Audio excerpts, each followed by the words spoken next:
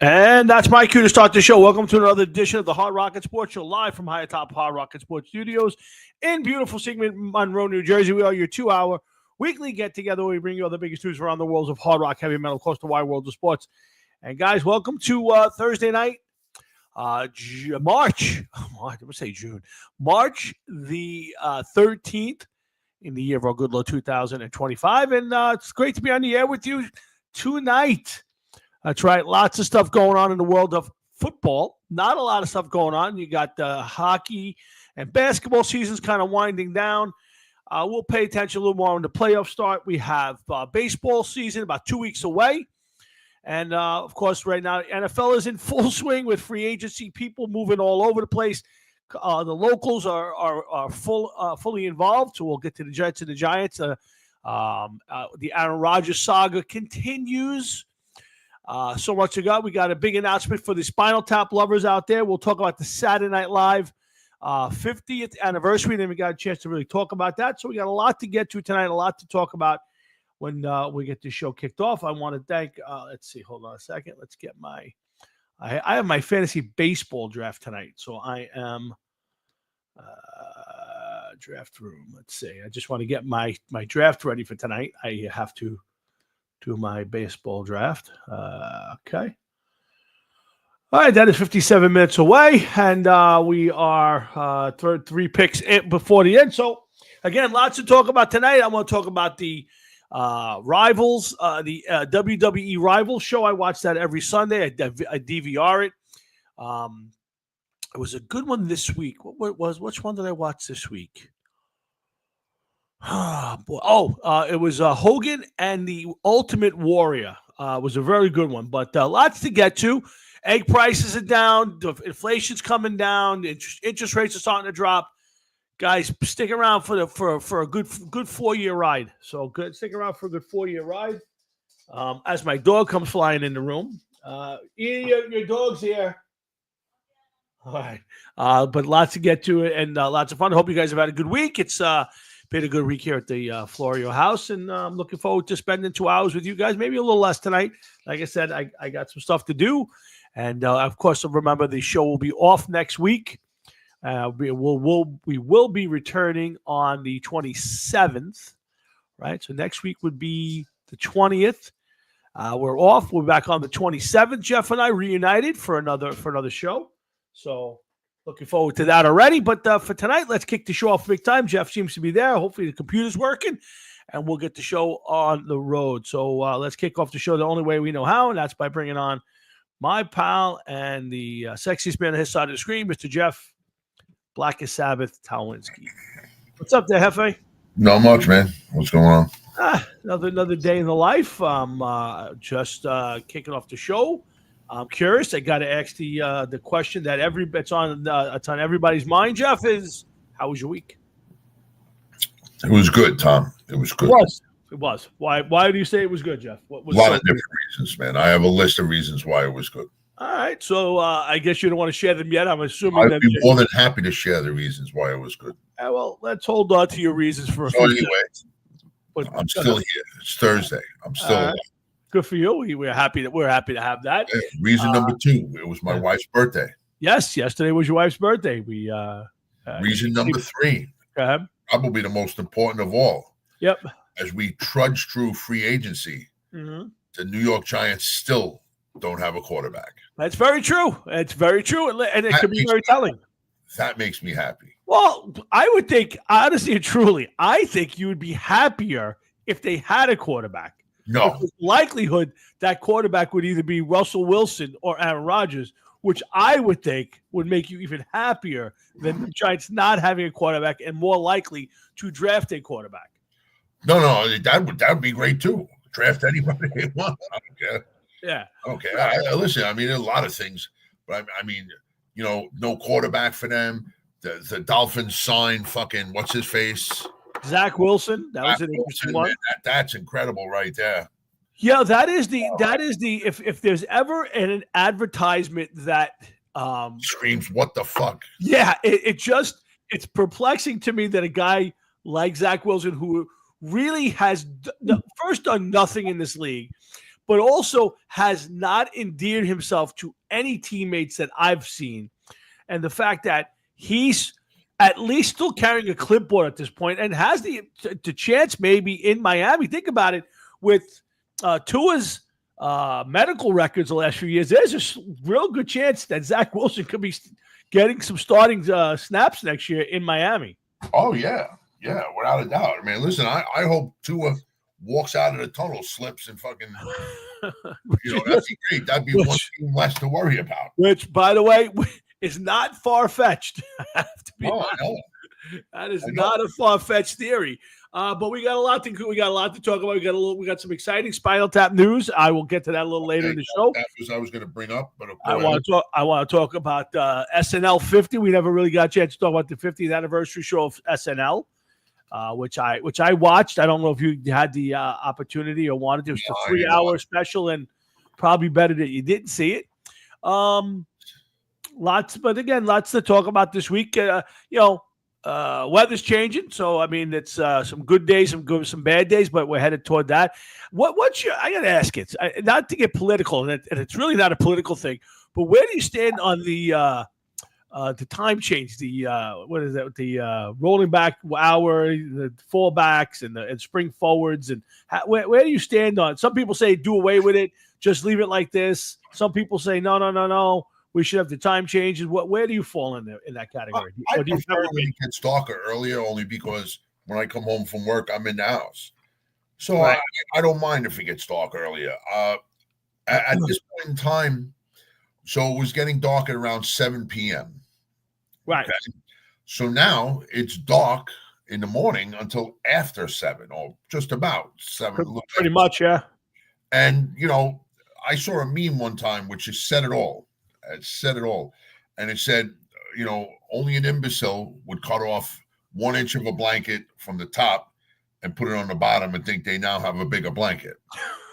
So when you look at it that way, it's like, what is the point? Was it to help the farmers? I don't know. Tell the farmers to get up a little earlier. What difference does it make? You're only getting X amount of time of sunlight and daylight as it is. Right. So what difference does it make if you're, which way you get it? I don't understand. And then the best part is the people that complain about it the most are the people that are in their 50s and 60s that I know of that ain't doing nothing at that time of the day anyway. Right. What are you doing? At best you're sitting outside in your yard and you're like, oh, this is great. This is great. All right, you could sit out in your yard whenever you like. What difference does it make? And as we get closer to June, when the summer solstice happens, right, the day gets longer anyway. So what difference does it make? Yeah. When to get, so it'll be dark out, light out till almost 9 o'clock anyway.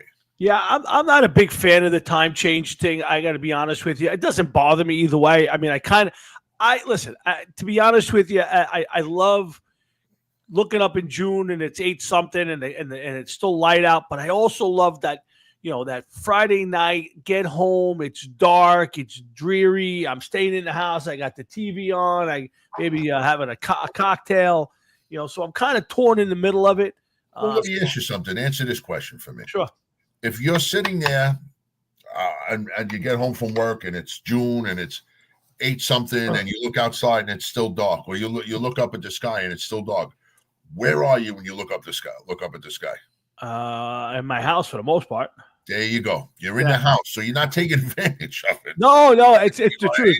Yeah, no. Again, that's why I say it doesn't matter to me that much. It's not like, I will say though, in the summer, when in the longer day hours, there are some Friday nights where I'll come home, my wife and I will jump in the car and we'll go down to the shore and have dinner down by the water. And whereas in the wintertime and it's dark, it's the day's over when I walk in the door. So yeah, but think of what you're saying too. In the summertime, you go down there, it's warmer. Yeah, the light is out. It's nice weather. In the wintertime, when it's 25 degrees out on a Friday night, you're just like, I just can't wait to get in the fucking out. Oh my God, I tell you what, yeah. Tell your wife to start ordering a pizza an hour before you get there, so it's there before you get home. Pretty much, yeah. Pretty much on that one, yeah. I would tell you that's yeah. Let's see, show players taken. Okay, so I just myself, I don't know. I like you said, after a certain time, does it really matter? No, to me it doesn't. I don't know. I mean, listen, to be honest with you, it did screw up my Sunday because you get up and next thing you know, I feel like half the day's gone. And it's only an hour. Don't get me wrong, but it just feels different that Sunday goes that much faster for me. And I get that 4 o'clock Sunday. I'm like, damn it, I got to go to work tomorrow. I could see that, but you want to know something? There was somebody else that was a friend of the show, and I saw them, and they were like, "Oh man, this is fucking killing me." It's Monday, bro.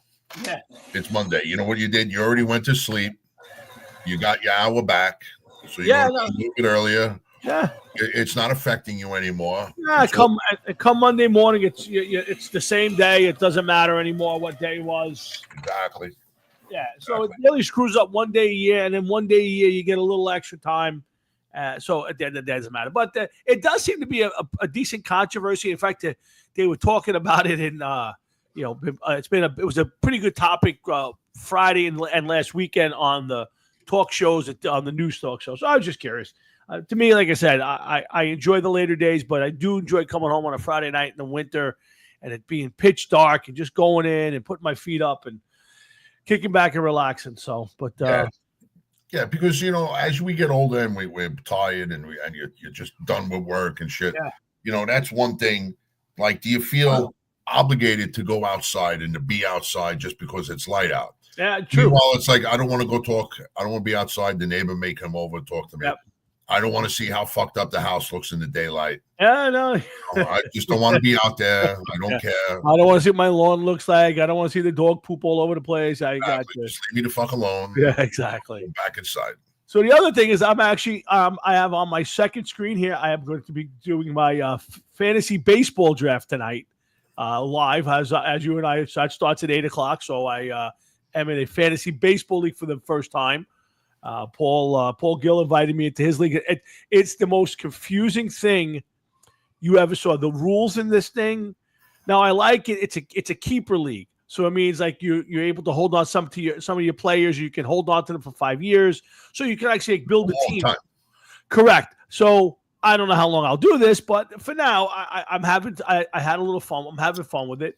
5 years. That means that they're expecting a huge commitment out of people, man. Well, it seems like people around it now. Maybe you get guys who stay around for 2 or 3 years, but the team I inherited was a bad team, and they had a couple of guys who were no longer eligible to be kept, I believe. So, okay. so obviously this has been going on a little while, and it makes it interesting, because if you keep certain guys, you lose draft picks. So there was my best player was a guy by the name of Alvarez. He played Yordan Alvarez plays for the Astros. So if I wanted to keep him, it would cost me my first pick in the draft, which is number 3 or 4, and my fourth round pick. So I had to make a decision. The guy's a really good player, but is he worth 2 picks and my number 1 when I'm coming off a really bad team? So I wound up releasing him, not keeping him, and I kept a couple other guys who cost me other draft picks. And then let me ask you something. If you wanted to, when he was available, you wanted to draft him, which would make no sense in a way. To a certain extent, it doesn't, because I could have kept him and just gave up my first round pick. So I'm looking at him. His name is on the board. So I can, with the third pick, I would imagine I would be able to draft him right now if I want, which I won't. I kind of have a different strategy. I need pitching. I need some help here. So we'll see. But it's really weird. Like, if you give up picks, then you wind up getting supplemental picks. There's a supplemental draft tomorrow night where I pick first whatever scrap heap of people left over, and then Monday morning it becomes basically a waiver wire. I can pick up whoever I want, make exchanges, but so can anybody else. So it's interesting. It'll kill some time for the summer till football starts. I'm actually in first place, about ready to win my first year in the fantasy hockey league. I'm about to win the regular season. That's not the play. We just about to start the playoffs, but I am going to be 16-4 with my win this week. And they're a little different. These things go by the week, so it's all the games that play from Monday to Sunday, and you play one team all week. And One- whoever gets the most points at the end of the week wins that week. You get a win or a loss. What happens if a player gets injured? You get to change him? Yes, yeah, you could change your lineup day to day. You know, it's not like you set one lineup. You have a certain amount of plays you can pick up and release. And if a guy gets hurt, you can put him on injured reserve. You can release him, pick up a new player. Obviously there's 12 teams. Everybody's got 20 something guys. So there's not a lot of great players available. So, but it's a little strategy involved. The hockey's been fun. I've enjoyed it, and of course, winning. Being 60-4, being at the top of the league in my first year has been fun so far. But let's see how I do in the playoffs. And of course, there's no money involved, because if there was money involved, I would be the mush and I would be 4-16 instead of 16-4. Yeah, listen, it was nice.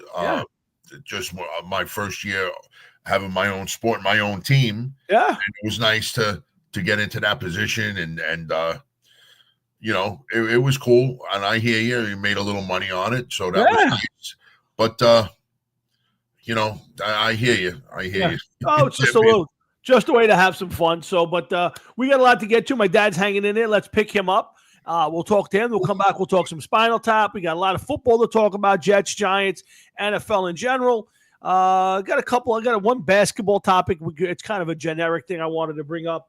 And we'll get to maybe some other stuff. We'll see how long the show goes tonight. Remember, we're going to be off next week. I'm going to be out of town. So unless some big news happens and we feel like we need to jump on, I would tell you that we'll be off next week and back right here again on the 27th for another show. And, listen, guys, NFL's going year round. I would tell you it's almost time to change the name of the show, because there's nothing in Hard Rock to talk about.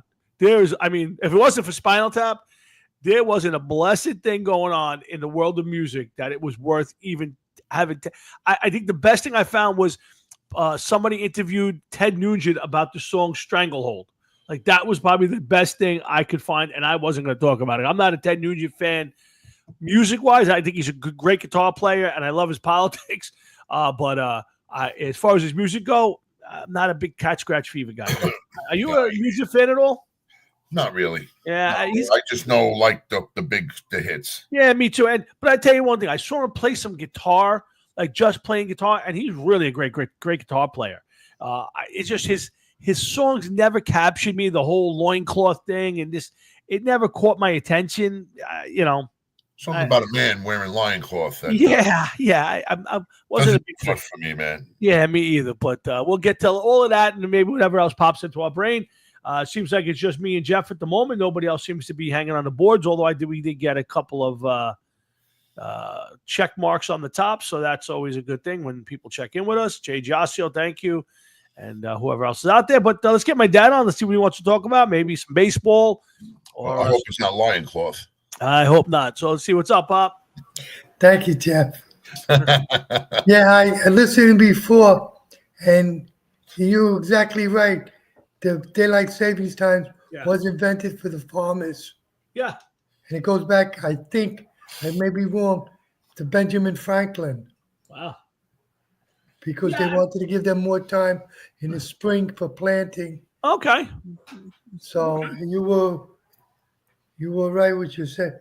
When I'm talking, I listened today, and I can't believe the Yankees. What's the matter? They lost. What's his name? Who? The pitcher. Garrett Cole. Oh, Derek Cole. Oh, Garrett Cole. Yeah, I mean, listen, he had a bad arm last year. I guess he got through it. I don't know. It happens. I don't. Here's the thing listen, losing Cole sucks. He's their best pitcher. But the truth is, I still think they have a decent rotation. I mean, Fried's is a natural number one pitcher. If Rodon pitches the way he did last year, Schmidt was really good last year. Stroman has capabilities. I mean, they can go 3-4 deep, and you'll get Heel back in 3 months. So I think pitching-wise, it doesn't bother me. My problem with the Yankees is I just don't think they're going to hit. You're hoping for Bellinger and Goldschmidt come across, and they hit better than Rizzo did last year and Verdugo did. But I think they can get past the Garrett Cole problem. They might not win a World Series because of it, but the Yankees should still win 95, 100 games and win their division because the American League's not very good. I don't personally think. I think last year they went for it. I think they put everything they had. They knew Cole was going to be hurt, Yeah. and I think they knew they weren't going to sign. Yankees had no intentions of signing Soto. And there's nothing to convince me. I disagree. I think they made a great offer. I mean, No, the problem the Yankee offer was it was for 16 years, so it lessened the average per year.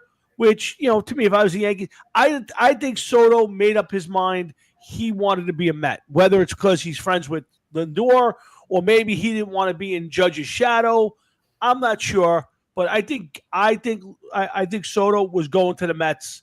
And I said it all year. I mean, Jeff heard me say it a million times, and I said it. I think Juan Soto was going to be a Met. I think they were going to offer him $1 more than everybody else, and I think he wanted to be a Met for whatever reason. I don't know why, but maybe he wasn't happy in Yankee land. But even with him, again, it puts way that if you get Soto, right, you don't get Max Fried, you don't get Cody Bellinger, and you probably don't get Paul Goldschmidt. Because you're going to go bargain. The Yankees are not going to spend all that money on $60 million a year on Soto and then spend all that other money on these guys. You got these guys because they didn't get Soto. I don't know. And Jeff, just to make your day, I was listening to the sports today on Channel 7, and I don't know whether he was kidding, but they said the Giants were looking at Rogers. Oh yeah, they've been talking for weeks now. Yeah, a couple weeks. Yeah, They have to be kidding me. No, That's gotta be a joke. To be honest with you, no. And again, I know Jeff's feeling on it, but here's the thought process: is they're looking for a guy for a year, maybe two, but let's say for a year, and they want a veteran guy. Right now, unless you're going to go sign Jameis Winston, it's either going to be Russell Wilson or Aaron Rodgers. I'm not a fan of either guy. I'm not a fan of either guy, but for 1 year, just if you look at the stat, and again, I think Aaron Rodgers, you got to go deeper because he's such a pain in the ass, and there's too. And I think at this point the Giants would probably prefer Russell Wilson. If you look at his stats versus Josh Allen, they threw. It was the same thing, same numbers. The problem was Josh Allen does other things, and he's a much better quarterback. But Rodgers, he's still capable. He's still capable. Do I want him? I take him. I don't. I would prefer a lot of other things to happen. But the Giants, he called the Giants. Now, I think he's either going to wind up in Minnesota or Pittsburgh, if you're asking me. And I think the Giants, if they're going to get one of the veterans, it'll be Russell Wilson or maybe Kirk Cousins. I don't know. But yeah, Dad, he called them up and says, "Hey, I want to come play for you," and they talk to him and see what happens. If they take him, they got to be kidding. He showed you where he's coming from. I got you. Team player. But I see that's the part that bothers me with him. And if you're the Giants, you almost got to have a contract where you say, "Yeah, all right, we're happy to have you. We'll pay you, but you got to show up for every camp. It's got to all be in writing, and it's got to be And I don't think he'll go for it. And I ultimately don't. I ultimately think he wants to win. I think he probably will go to Minnesota. They have the best team of the bunch, the best quarterback coach, in their head coach Kevin O'Connell. I think he'll wind up in Minnesota. I would be shocked if he wound up. You think he needs a quarterback coach?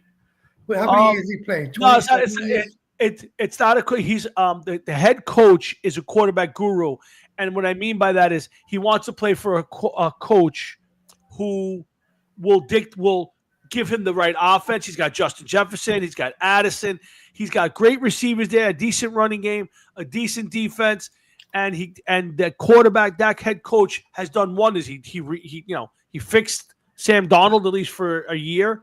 So I think that's his best bet. Now, whether they all make a deal and he wants to go there, and all, I have no idea if he wants to play up in Minnesota for a year. Who knows? I think he would rather have been out in the West Coast, but Geno Smith got the Raider job. They just re-upped Brock Purdy out in San Francisco. They're going to give him a big deal. So I think San Francisco just signed somebody else too. Today. Oh yeah, yeah. Was it Mac? Was Mac Jones? No. Yeah, Mac Jones. I think it was. I'll look it up. We're going to go through the league and see about that. But yeah, so it's not ideal. That I look at it like kind of like when the Giants signed Kurt Warner when they drafted Eli. and Kurt Warner gave them legitimacy for 9 games. They were 5-4, and then they went to Eli. I think that's kind of what the Giants don't want to draft a quarterback. They don't. I could see it. They want to draft one of those other players, and they've done a really nice job in the offseason. They're picking a tree. They don't have to work. They can get whoever they want. I got. But if you don't get a legit quarterback, you can't go into the season with Tommy DeVito and Jameis Winston. It'll just be another disaster. It's going to be a disaster for them no matter what they do. No, I disagree. They did a really nice job in this picking up some secondary help. They might have quarterback wise. It's going to be a disaster. Well, again, I think if you get Russell Wilson and you get or you get Aaron Rodgers, or I'm not saying it's going to be great. I'm just saying it'll be legitimate. They'll at least be legitimate play. They've done a decent job with the offensive line now. I think they bring back the same guys and it should be better. Hopefully Thomas stays healthy and the defense should be markedly better. That defensive line may be one of the best in football right now. And they picked up a top level corner and a great safety kid, the kid from the Dolphins. So theoretically, defensively, they should be a much better team. Offensively, if they're just a little bit better, they'd be a better team. They're not winning Super Bowls, but we'll see. Like I said, I think they're going to get jilted by Aaron Rodgers, and I'm not even sure Russell Wilson's going to come here. I got to be honest. I don't think either one might want to come here. That's going to be the problem. Now you're going to have to draft a quarterback with the 3rd pick in the draft. You're going to have to. Now you're going to have no choice. I don't like the idea of Aaron Rodgers because of what he did on the Jets and what he did on the Packers. When he didn't want to be there no more, he got himself out of there. I think him calling the Giants was just a smokescreen so he didn't look stupid when the Jets released him. That's one thing. Second of all, you can't even say that he's a me-first player. He's just an idiot, and I don't like the way he conducts himself. I stuck up for him last year at this time, saying, it was a good thing. Let's see, he could probably get more wins than Zach Wilson did, and he didn't. And I understand there was a lot of things that happened at that point in time, but I just think that I don't think he wants to play for the Giants. What do you get out of playing for the New York Giants? Any other team that's in a rebuild right now? If you're Aaron Rodgers, you're 41 years old. You're never going to see this through. So even if you're there for a year or two, your labor is going to go out the window. You'll be out of there before they're a contender. I just don't see the point of him going to a team like that.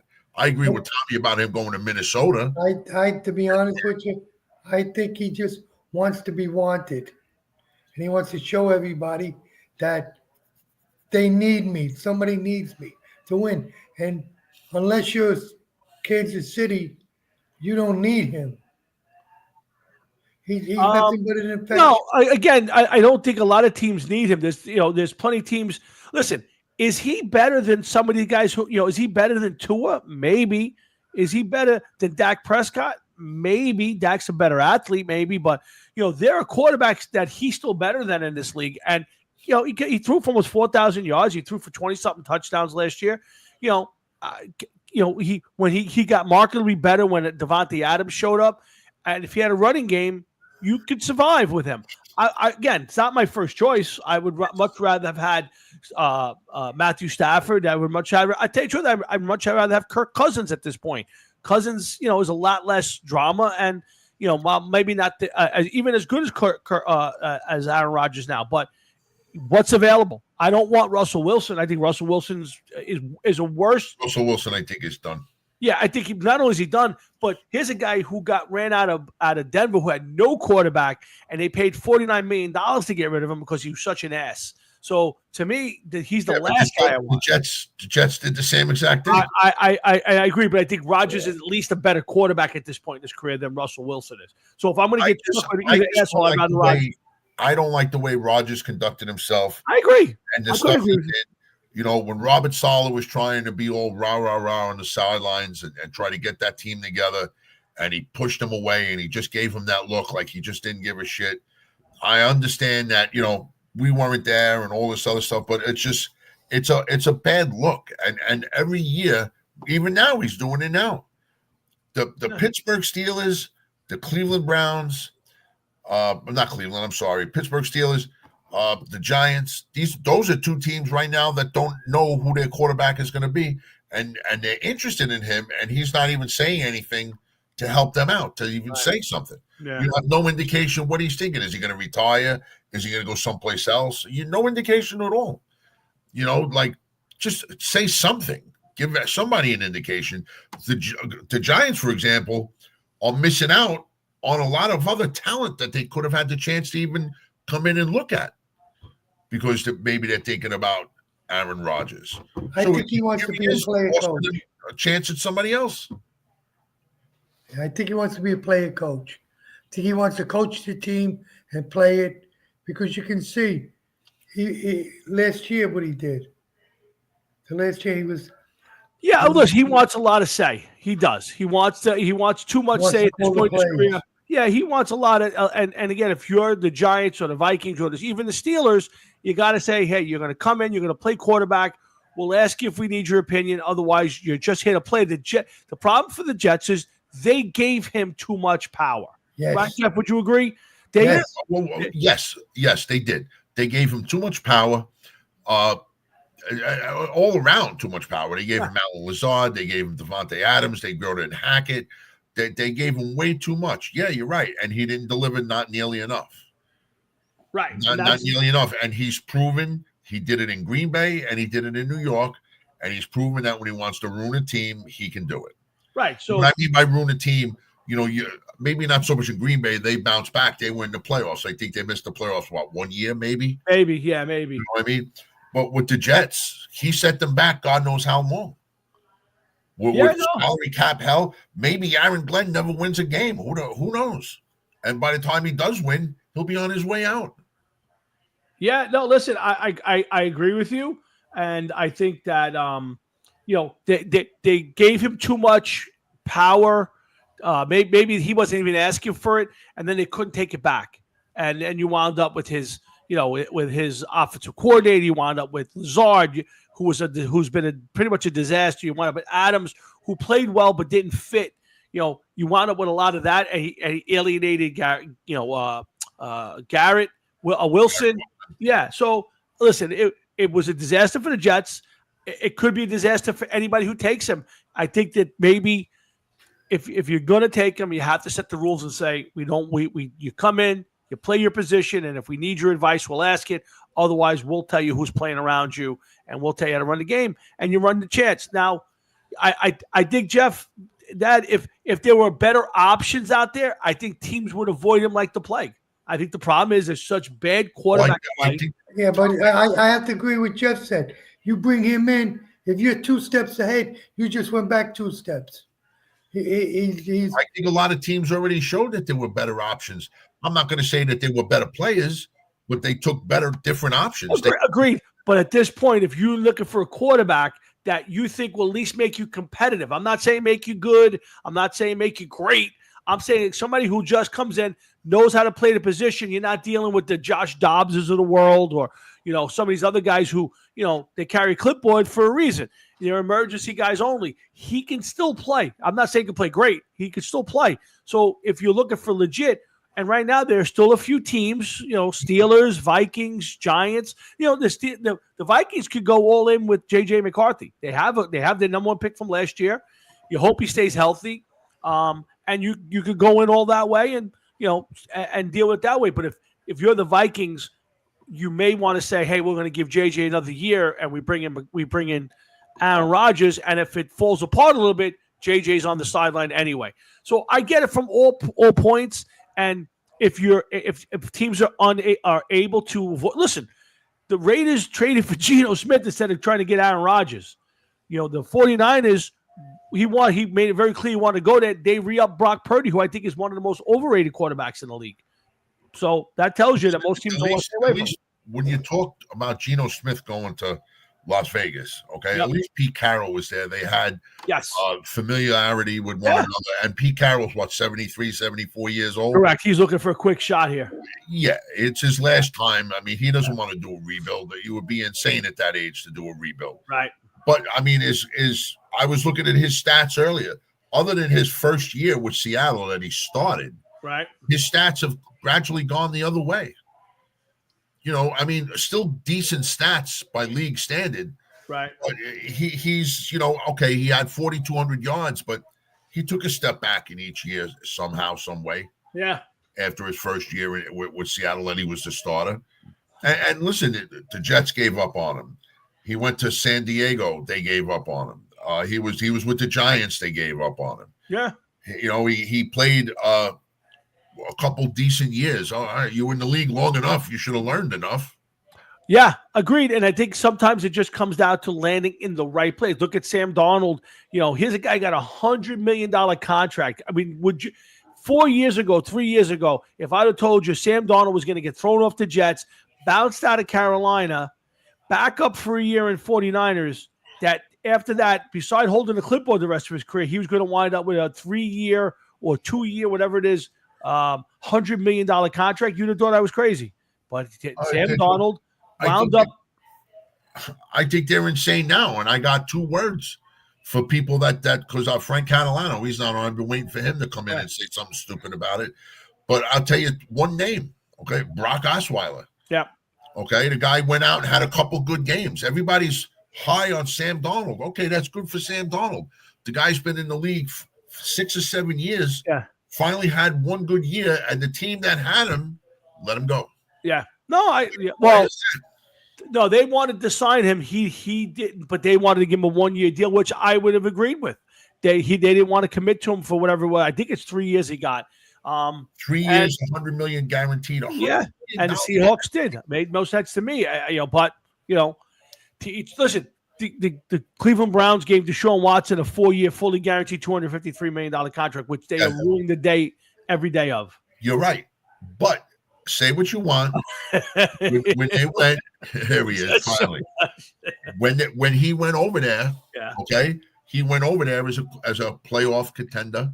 Yes, quarterback, playoff winning quarterback. Yeah. Okay, and everybody thought that he was going to be the one. Everybody thought the money was insane. But everybody thought that he had a chance to take it up to the next level. You did. Nobody thought the money was worth it. Massage table. Yeah. Yeah. And now they got the kicker. Was Justin Tucker's got same stuff happening, but that's a whole different conversation, a whole different night. But yeah, Pops, I don't know. It's a strange one for me. I didn't understand the Aaron Rodgers' interest in the Giants, other than maybe sticking to the Jets. But we'll see. I think he winds up in Minnesota or Pittsburgh, to be honest, before he winds up the Giants. I think those doors would have to close before he went to the Giants. I think that would have to be the last option for him. I agree with you. I agree with you. We'll see what happens. Yep. All right, Tommy. I'll see you tomorrow. I'll see you tomorrow. All right, Jeff. You take care, buddy. Have a good week. See you soon. Nice talking to you. Same here, man. Tom, I gotta bring it up before we get too far away from it. Good. You mentioned the name Justin Tucker and his problems, and after everything that happened with Deshaun Watson. Yep. Now, you're one of these girls that's giving the massages, and not a happy ending massage. It was a sports massage, a legitimate massage. You would hope so. Okay. Well, you would like to think so. Yeah, right. Except when he left something behind.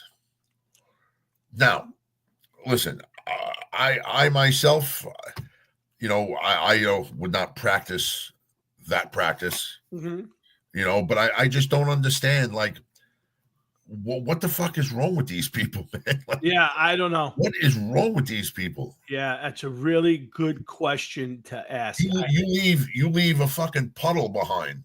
Yeah. What are you supposed to say? It just fell out? Yeah, I don't get it. Listen, I guess, you know what, Jeff?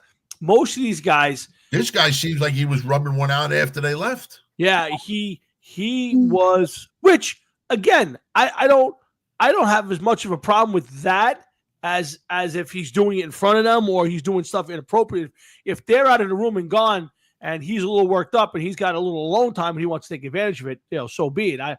That doesn't bother me. I mean, it's still kind of gross leaving the trail. That's fine, but shoot it into a towel or something. Yeah, I'm with you. Fire it onto the floor. Don't leave it on the fucking table so that when they come back in, they find it. Yeah, I think that's put a $50 bill, cover it with a $50 bill. Yeah, I think if you ask me, I mean, that's exactly what he wanted. He wanted them to see it. I don't know why. But I think these kind of guys, a lot of these guys have been so privileged coming up out of high school and college and then into the pros. They kind of get what they want and however they want it, that they just think that it falls into all parts of their lives for the rest of their life. I think I can't really wrap my head around the theory of it. That is possible, but let me ask you something. Go ahead. Okay?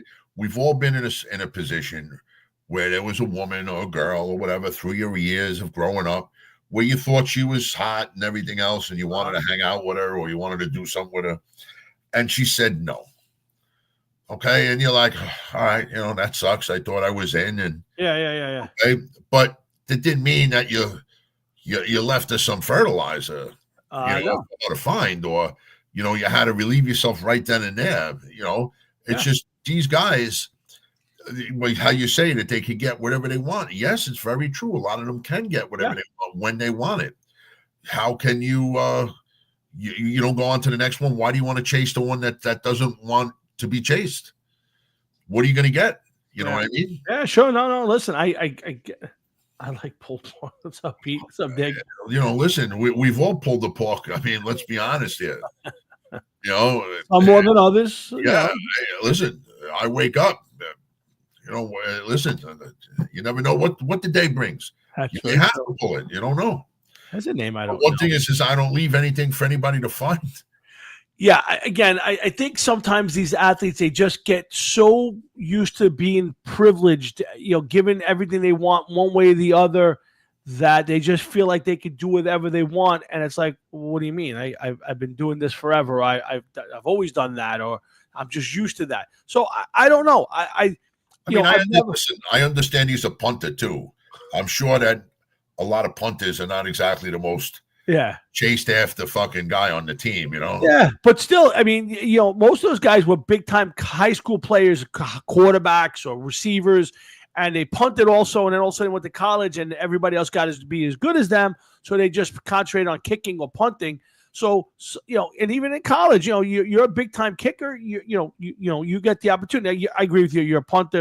I don't care, but they're still used to being that privileged thing. I've never been privileged for anything in my life, so I never have that thought process. But it's just I think this happens a lot more than we know, and some guys are just overboard. I think guys like Tucker and Deshaun Watson are just over the top. But I bet you there's a handful of guys running around the NFL right now who don't mind walking into the room buck naked, hoping that the girl will be impressed or whatever, And of course not. It works. It does work. Yeah, maybe he's a big tipper, so the girl's like, I don't really care. The guy's dropping 500 when he walks out the door, so she don't care. But I bet you it happens a lot more than we know, and it just doesn't get talked about as much.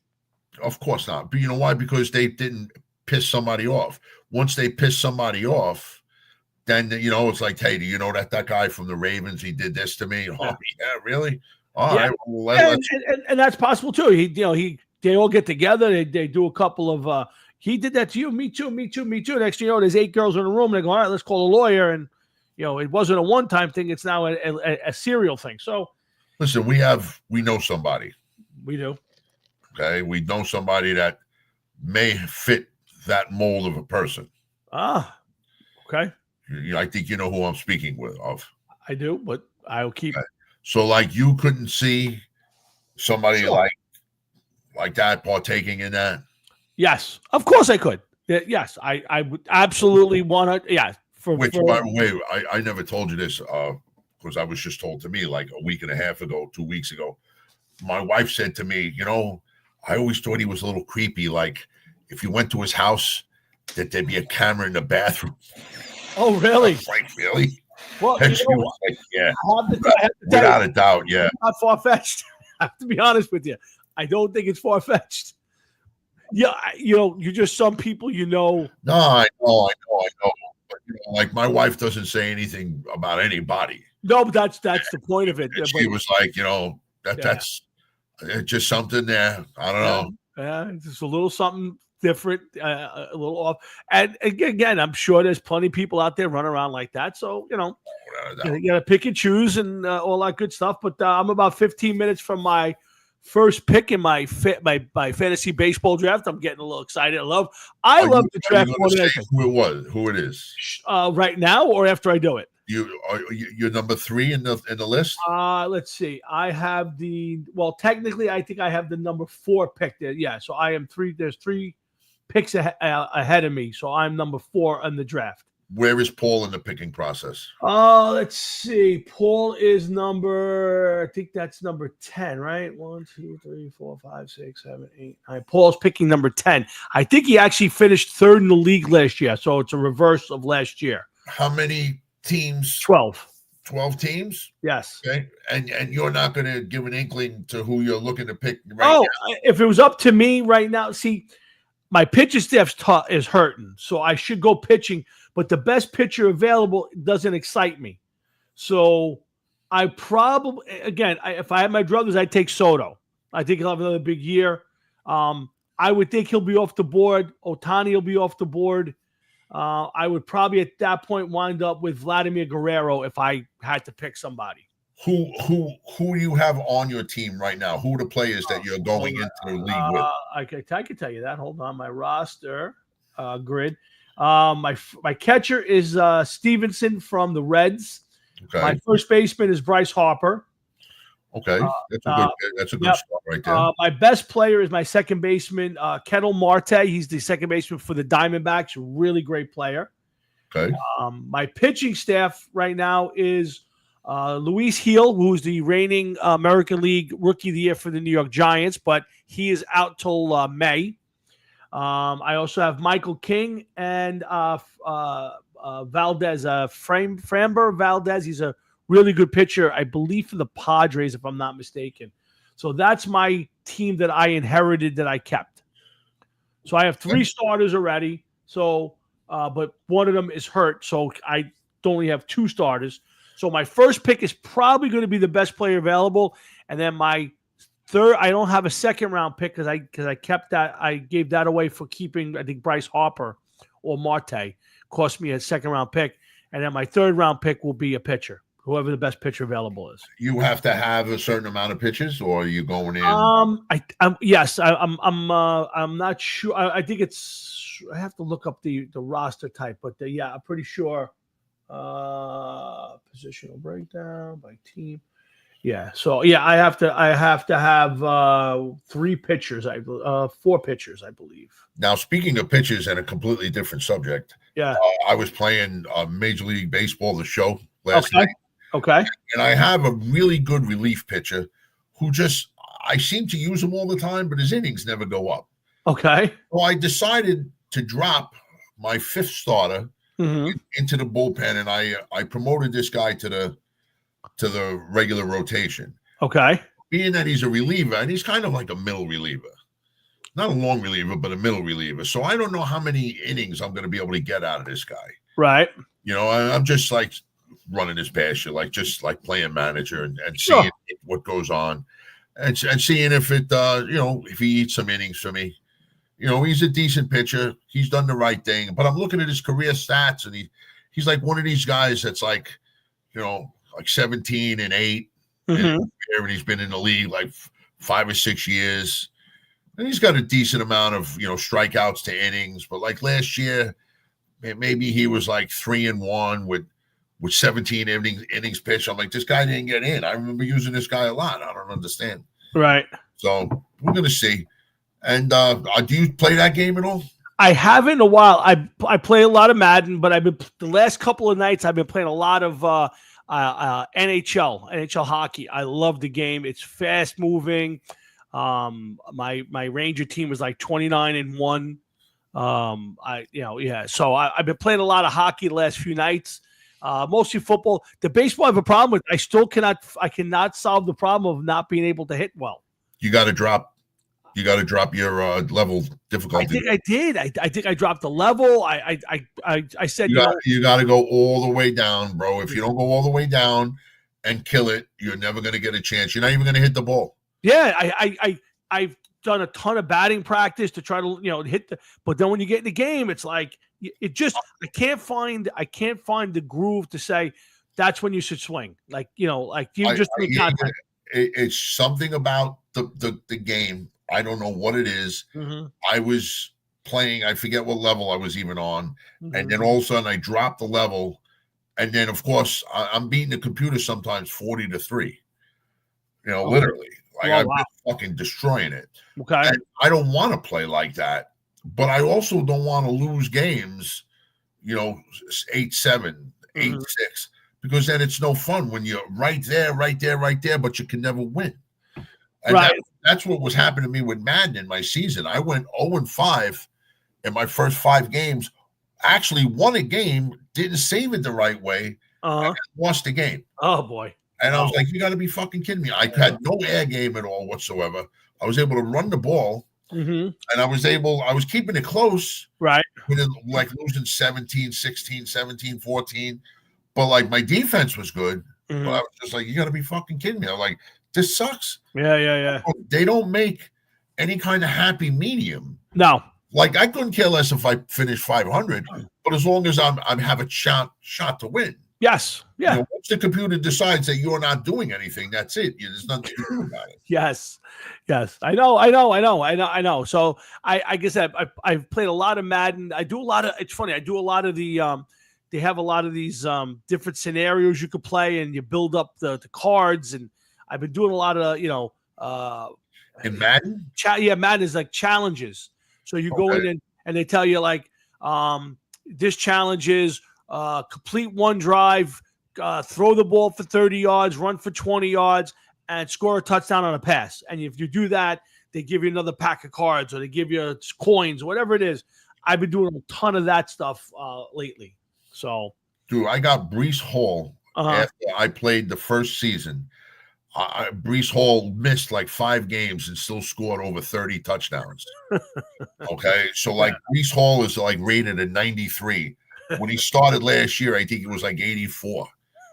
And I'm getting guys, I don't even know who these fucking guys are. They're just coming out of the woodwork and they're rated so high. But I have so many points piled up. Oh, really? Yeah, and I don't even know like how to even get to them to use them. I know. I have the same problem. I have the same problem. Like I'm gonna when I get back, I'm gonna try to look into like the ultimate teams because like you can build old time rosters. Like I've started to build it, and I have like Earl Campbell at running back. You got to be fucking kidding me. Yeah, but I don't know what you could do with it yet. Like I just have started building this. It's a weird team. So you're building it. And you're putting guys in there, and then there's other guys that you never even heard of, and then you're trying to draft guys and put them in the spot and to build this ultimate team. And then I don't know if you play a season with them, if you're playing one game. I don't know what you do, but it takes like forever to build the team the right way. But if you're into the Madden thing and you're playing it, so I kind of got to YouTube it and kind of figure it out. I want to have fun. I want to play a game. I want to play a season. So I'm having fun right now. Yeah. But just like with baseball, the fun is going to end when a lot of the guys on my team aren't going to be there anymore. And already I have something staring me in the face, which is Aaron Rodgers. He's now on his like 21st season. Right. And I don't see him being there, much longer. Right. I mean, I played one game, so I didn't really check on his stats. So I want to go like 2 or 3 games before I check on his stats. But you can make trades and you can pick up players. Right? There's ways to do that in there somehow. Yeah. I saw it. I saw it. But that to me, I couldn't care less about that because what I did is there were some guys that I got rid of, some I let walk, some I re-signed. Yeah. That to me, that's kind of fun. It is. It's very much fun. Yeah, and there's a way to. I have the latest college game. There's a way to actually build a player in college, which I did. And then after his career, you can move him from that game to the Madden game. Oh wow! And play the pros. I haven't figured that out yet. I read it online. So after his career, he gets to the point where he's done with college. You can actually get him drafted onto your Madden team, and he becomes now part of your Madden, legacy. So it's pretty cool. There is one thing that I wanted to look into, which was 5 minutes till your draft starts, by the way. Yes. Which is you can pick what draft class you want to work with. Oh, really? Yeah. So that must be really cool. But I mean, I when I get on to play, I just go to play. I haven't played any Call of Duty games. I haven't played my fucking Grand Theft Auto. None of that. Yeah, me either. Yeah, me Go either. right to football, play, and then go to baseball. But a football game takes me over an hour to play. Well, there's the way to simulate, right? You can play a 20-minute game, and it gives you spots. You don't have to play every play, so they'll tell you like. I want to play every play Well, I'm just saying that, yeah. So I do that sometimes. Sometimes I play the whole game. It all depends on if I got time. If I want to play multiple games in a night, I might say I want to play 3 games tonight. So I'll do 3 simulated games where you're not playing every play. The only thing I don't like about that, sometimes you get yourself in a position where you can't get out of it. So I've lost a game or two that way, but that happened to me. I found I've lost a game that way. But you want to know, like when I play the full game, okay, first of all, they're shaving a lot of time off from huddle to, you're lining up to go after the play, so you lose a few seconds or after every play. Plus, if you go no huddle, you lose like 6 or 8 seconds after. Yeah, well, sometimes that happens regardless. Yeah, like by the time they line up, they'll start coming out of the huddle with like 2 minutes and 10 seconds. Yeah. By the time they get up to the line, now there's like 2 minutes and 3 seconds. Like it just cuts down at all that time. Well, that's cool. I'm cool with that, but I want to get the stats. Yeah. I had Sauce Gardner lead the league. Oh yeah. I do. I had Daniel Jones won the MVP. He was lights out. Like it was right. My man Danny Dimes. It was MVP. Read 40 touchdowns. It was great. It was great. It was a lot of fun. But now, I think now though, my second season, I don't think he's there, or he wasn't the starter. So I've been trying to win with Tommy DeVito as my quarterback. Much tougher. Yeah. So I've been trying to do it that way. So, but I just played the Baltimore Ravens in the AFC Championship game. Won. Went to the Super Bowl and played the Eagles. Oh, really? And you won? Yeah, of course I won. Yeah, of course I won. But the first couple plays, the Eagles, I was like, I'm gonna lose. I'm gonna lose. Yeah. And then all of a sudden, I just turned it on, like 15 sacks. Have you tried to go up in levels instead of playing at? Do you play at rookie or do you play above rookie? I play rookie right now. After this season, I plan on going up. That's the thing. I think to make it more challenging, you kind of got to go up in levels. I played the first full season as a rookie. I'm into the second season as a rookie. I said at some point I got to go up a level. Yeah. Well, if you're playing the game right and you're boosting your guys up, right. You're raising your main players up. So like Breece Hall, I'm never going to get rid of Breece Hall. Right. That's all there is to it. I love him in person and on the game. So like even with he missed 5 games, he still had like 1,600 yards. Right. As a running back. So now, like I said, he's rated in the low 90s, and he keeps going up. So like I'm never going to get rid of him. Right. Yeah. But some of these guys, you got to let them go once in a while. Yeah, that's the thing. I haven't paid enough attention yet. What's up, Willie Cloak? I haven't paid enough attention to salary caps and some of that stuff, like the behind the scenes stuff. Like I'm building my team, and I've signed players and not signed players, but I really haven't kind of got into being the general manager and saying, okay, I'm going to sign this guy and watch what I pay him. And I kind of just going through the motions. I said, when I do it again, when I come back, I'm going to really kind of set my sights to building the team and moving it up and see where it goes. I have fun with it. I like it. I think it's a lot of fun. Of course. Again, hard asked them. Yeah, Hard Rocket Sports. We're geeking out right now, talking a little bit about our love of the new video games. As adults, we're playing PlayStation and football Maddens. And do you buy physical games, or do you do the digital downloads for the most part? I just use the digital downloads because I have one physical game. Oh, really? I had to insert the disc. Yes. And then it took a couple hours to download the information from the disc into the machine anyway. Correct. Then you need the disc to play the game anyhow. Right. But I could go online, download the entire game onto my game. Yes. On my console, and I have all of these different games. I got like the show, Madden, Grand Theft Auto, 2 different Call of Duties, and I still have over 200 and something fucking gig of room left to fill out, Yeah. And listen, I'm glad that I don't have to do it off the thing because it takes time. Hold on. I'm officially on the clock. I got a minute 24. Tom, go do what you got to do. I got to run to the bathroom real quick. Go ahead. I'll be right back. Where am I going with this? Jeff? Who am I taking?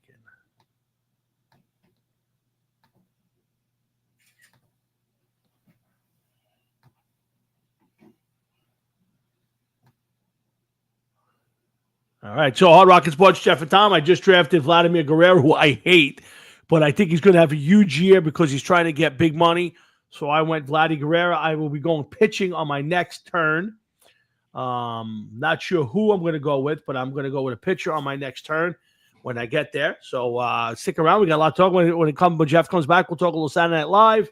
We'll talk Spinal Tap. There's some big Spinal Tap news out there and all that good stuff. So stick around, and we got a lot to talk about. So hoping you guys will hang out with us. Hope you guys have had a good week. The pitchers, the peak team came with Juan Soto went first was Ohtani, then Soto, then Ramirez. I went with that. Tatis went off the board. Lindor just went off the board. So this for Cunha, I liked Acuna, but I was afraid of when he'd be back. So we'll see. It's going to be a little while before I get to pick. We'll see what's on the board for me. I'm going to go pitching when I come back around. So we're going to wait for Jeff again. Remember, guys, we won't be on next week. I'm going to be taking the week off. We'll be back on the 27th. So come on back, and we'll be wrapping up some football talk. We're going to talk a little Spinal Tap. We're going to talk a little bit of SNL 50. We'll talk a little bit of football, and then we'll wrap this show up tonight. So I'm just watching my draft go on here. Paul Gill took Trey Turner, shortstop for the Phillies. Good for him. Good job, Paulie. So we'll see. We'll see my roster grid. I just took Vladdy Guerrero as my C1, whatever that is. So I need a third baseman. I need a shortstop. I need more pitching. I need a lot of help. My team wasn't very good last year. So we'll see what happens. I would love to get Mookie Betts, but I got a feeling he's going to be long gone by the time I pick. I am, let's see. I am a ways off from making a pick here, right? Where's my team there? I have 4 picks. So, Jeff, I know you didn't see the SNL 50, and it was very disappointing. They did do a Mr. Robinson's Neighborhood. Oh, a new one? Was okay. Yeah, it was okay. Eddie Murphy did a couple scenes. He was good. But for the most part, they went with a lot of newer people. They mixed in a few people. Like, wow, I'm on deck already. Holy cow. This goes quick. Let's see. Best players are available are pitchers. I'm going to go pitching here. Am I going Max Fried or am I going Sasaki? I think I'm going to go Sasaki if let's see if he's available when I get up there. Castillo. You're picking now already? I'm picking my second pick already. Round 2, pick 5. Yeah, I'm already on my second pick. If doing the show is going to be a hindrance, man. Oh, no, it's okay. I did not get to pick. I didn't have a second round pick, so I was skipped. So I am way off. I did not have a second round pick, so I forgot. So the assess. Yeah. So they did it. They had 3 hours. They did a lot of newer stuff. I thought Bill Murray was funny. They brought Bill Murray up. Somebody told me that I saw Chevy Chase. They didn't bring Chevy up. Somebody told me he's got dementia or one of those, and he was very belligerent. He was trying to get on the stage, and they wouldn't let. Really? That's what I heard. I don't know that for a fact. Don't quote me on it. I don't know, but it was very disappointing. Paul Simon opened the show with some singer. I can't think of her name. Something Carpenter. No, Edie Brickell, that's his wife. Sabrina Carpenter, maybe? Have you ever heard that name? Yeah, I know who that is. He was horrendous. I mean, it's Paul Simon. He's 80-something years old. I'm not judging it, but I think, I think he was the very first musical guest, if I'm not mistaken, back in 1975. So I guess that's why they did it, but he sounded terrible. Even my wife, who's a pretty big Paul Simon fan, was like, oh my God, he shouldn't be doing this. It was pretty bad. You almost felt bad for the guy. Like you said, 80-something years old. So what you realize is, I guess our taste changed. I mean, they did a few flashbacks. It was okay. I DVR'd it and I went through it. Murphy was funny. He had a couple of different skits on the show, which to me, if you're going to ask me, I would say, and I would rank it, Eddie Murphy was the funniest cast member ever, followed by probably Bill Murray and Joe Piscopo, to me. Yeah, it's hard to listen. John Belushi was good. There was a lot of good Aykroyd guys. was great. Yeah, there was a lot of good guys and everything, but the ones that really stood out were the obvious ones. Eddie Murphy. It's just, my God, Eddie Murphy, Buckwheat. Oh my God, probably the greatest. Robinson's Neighborhood. Yeah, probably the greatest set of characters of all time. Would you agree with that? Yeah, of course, man. I mean, come on. Kill my landlord. Yeah. Kill my landlord. CILL, my landlord. It's just James Brown, James Brown, the hot tub. I mean, it's amazing stuff, man. Yeah. So again, I guess I didn't have a third round pick either. Boy, I'm in big trouble. What this get me on my third? My third round pick is gone too. I'm in big trouble this year, boy. Holy cow! I just looked 2 picks in a row, just went bye. Damn. Yeah, I don't think I think I get to pick again. I'm not sure. Oof. Anyway, so that was definitely depressing on my end. What else do I want to talk? Spinal Tap. Did you see the official release date has been given? Somebody sent it to me, and I noted it's coming soon. I did not get a chance. September 12th. September 12th. September 12th. It's in theaters now. I don't know how it's only in theaters because a lot of stuff now they release on theaters and on streaming or whatever. So, but it's going to be released September the 12th in theaters. I don't know if it's going to be one theater or it'll be played in multiple places. I have decided that we are going to organize a group outing. See if we can get enough people. Maybe buy pre-tickets so we kind of make sure we all get in to the same place. I will look into that, how that works. I can't imagine there's going to be a huge demand. I was going to say, I got a feeling. I don't think you're going to have to worry about that. Yeah. But if that's what you want to do, that's fine with me. But I figure it'd be nice if we could kind of organize an outing. Guys, whoever's around, guys like Will Cloak and Tony Gunn hit me up today. And, obviously all the boys and see if we get a kind of a group to go see Spinal Tap 2. Yeah. I did say I looked at the guest making appearances. I have to say it's a little. I mean, obviously Elton John and Paul McCartney are great, but after that, there's not a lot of. I would thought there'd be a lot more metalheads in the movie. There's not. I mean, Spinal Tap is supposed to be the ultimate, basically hard rock metal band, and there's really, you thought you could see a Geezer Butler or Tony Iommi show up. Not at all, right? No, none of it. There's a couple other people, and I've never heard of any of them. Paul Schaefer shows up. What was Paul Schaefer's character? Jeez, man. Wow. You got me. Artie Fufkin, Polymer Records. Really? Yes, kick I did not know that. ass. Kick my, remember that? He said, yeah. I want you to kick my ass. Please, do me a favor. Kick my ass. Wow. That was Paul Schaefer. Artie Fufkin. Wow, okay. There you go. Fran Drescher will be back again as Bobby Fleckman. God, she's going to be about 900. They all are. I know, but about 900, Jeff. She hasn't done anything in years. That is very true. Yes, she's actually the president of the Screen Actors Guild, if I'm not mistaken. Really? Yeah, she was part of that whole strike a couple of years back when they all went out on strike with the directors and stuff. Yeah. She's back. There's a couple other ones. I want to say Ed Begley's back, but I'm not sure.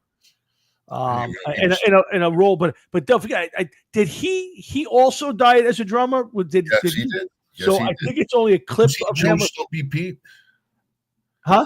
Was he Joe Stumpy Pete? I'm not sure. The tall, gangly fellow. I can't think of which one he played.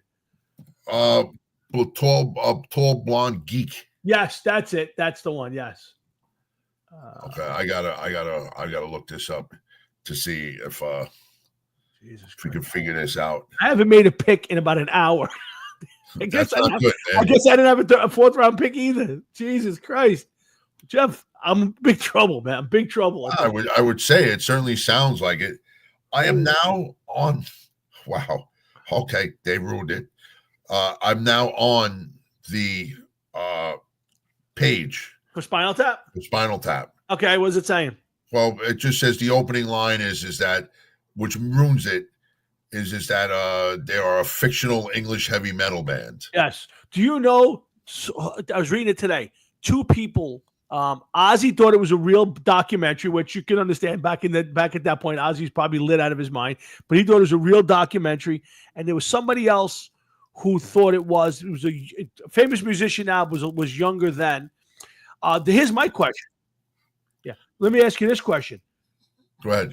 Do we hear new Tap music, or because they're playing a final concert, we're only going to get we're only going to get old music replayed? What do you think? I don't think you get any music. I think something's going to happen to prevent them from playing the last show. Well, I think what you're going to see is warm-ups. I think you're going to see some band rehearsals. I did read a lot of stuff where they kind of give you more detail, like what's his name, Rob Reiner talks in the character of Marty DeBerge. So the band kind of thought there was a hatchet job, and now he's trying to make up for it. And the theory's pretty good. The storyline's okay. The managers died, and they owe a concert to the widow. So that's the whole premise, and they have to get together and play one show for them, and that's the whole. There's bad blood, so I'm excited. I know that most people are not going to be excited for this. I get it. For me, I am pretty excited about seeing Tap too. I wish they had done this a few years ago, where they kind of weren't looking like they were ready for the crypt. But yeah, I hear you. Yeah, but I'm curious to see if we get a couple of new Tap songs. I have to tell you, as far as rock albums go, it's pretty good. I'm not saying it's the best. It's not a terrible album. No, there's some actually good songs. I mean, they're a little too short for my liking, but there's a couple of decent songs that you kind of go, listen, Stonehenge is a great song. I don't care what anybody tells me. There's a couple of really good tunes, so we'll see. If you had your way, yeah. How does it end?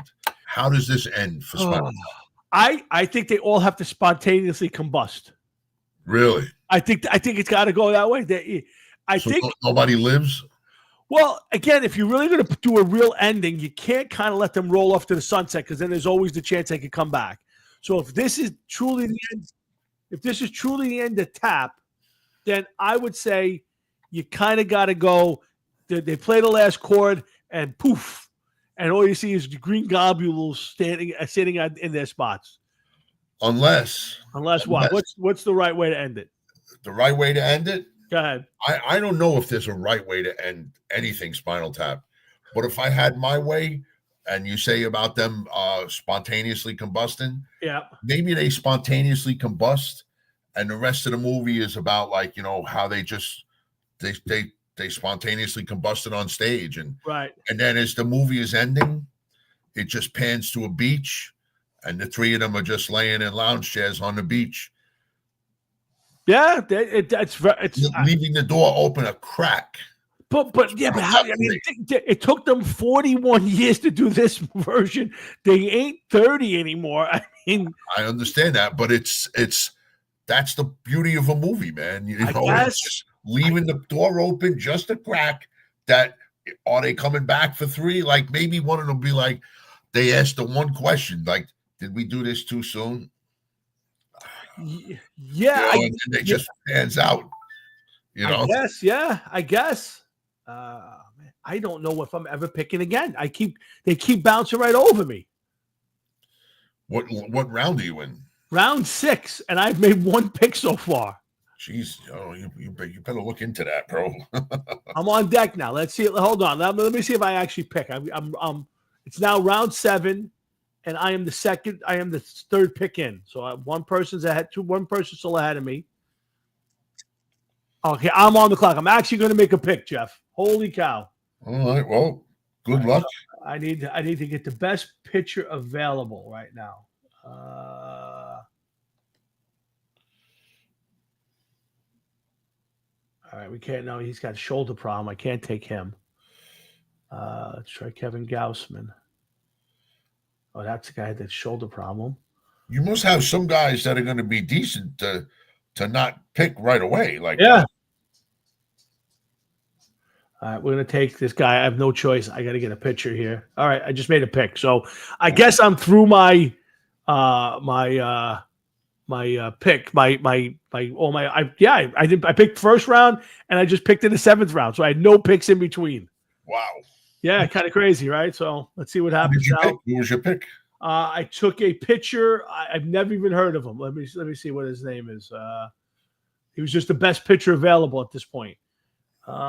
Blanco from Toronto. His name is Ronel Blanco. He's a pitcher for the Astros.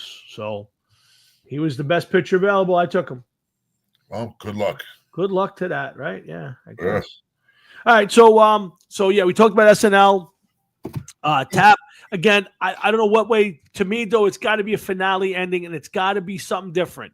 I don't know if it's maybe they get together and they go out on a cruise ship, like a around the world cruise, and they're the band for the around the world cruise.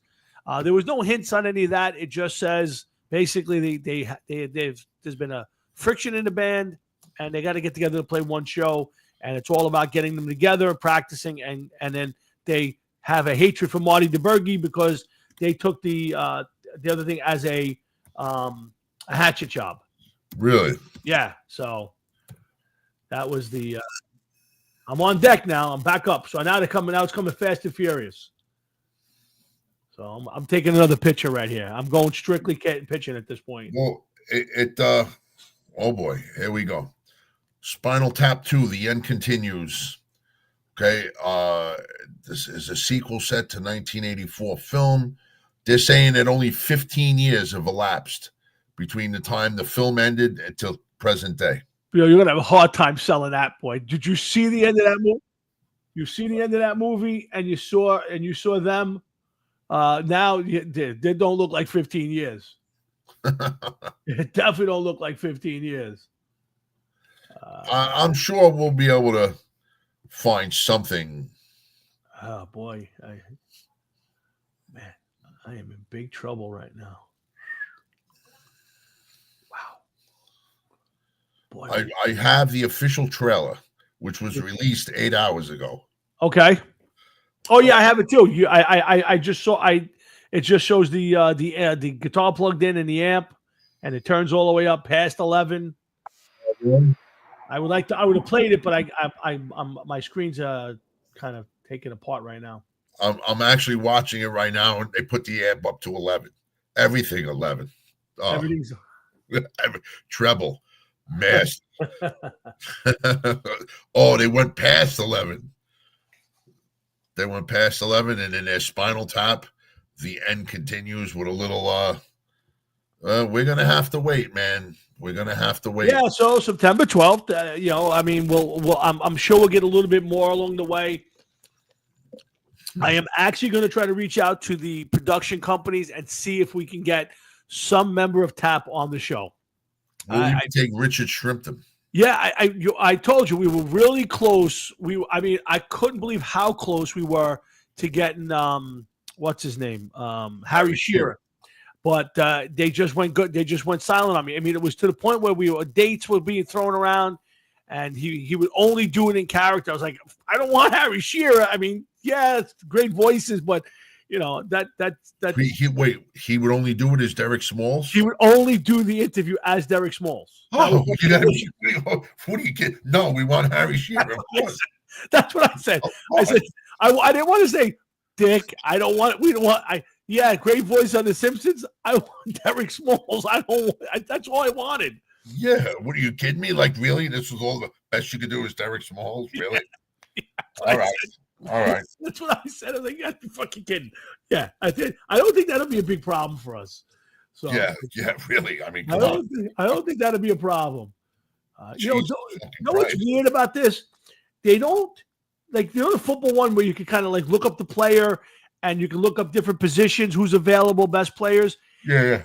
They don't have that. Like you kind of got to go by the list, and the list they have a list that's running that kind of shows you all the plays. Like I need a shortstop right now. So I'm looking for the best shortstop available. And I can't see. Well, I'm on deck now. Look at this. Well, you know why? Because there's way too many positions Yeah. in baseball than there is football when you do fantasy. Yeah. You No. know, it's quarterback, running back, wide receiver, tight end, and kicker, and even defensive players. Like, who gives a fuck? Yeah, I need a shortstop to start filling out my roster. How many people do you get on your roster? 28. 28. Yeah. That's a lot. Yeah, it's like 8 pitchers. You know, you can have as many as 12 pitchers. Like, Jesus Christ, I don't need all that many people. I'd love to be able to take positions, but I don't seem to be able to get that. Anthony. Okay, he's not there. Okay, positions.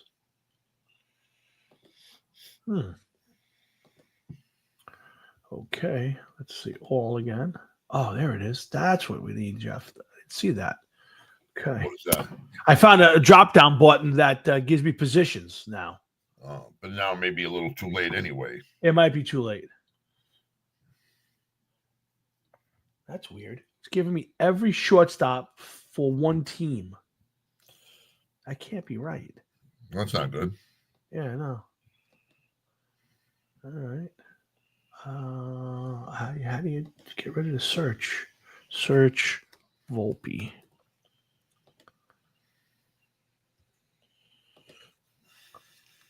Cue him up. Okay, so all right, so let's talk a little football, Jeff. I want to get back into that a little bit. Sorry, I'm a little distracted right now.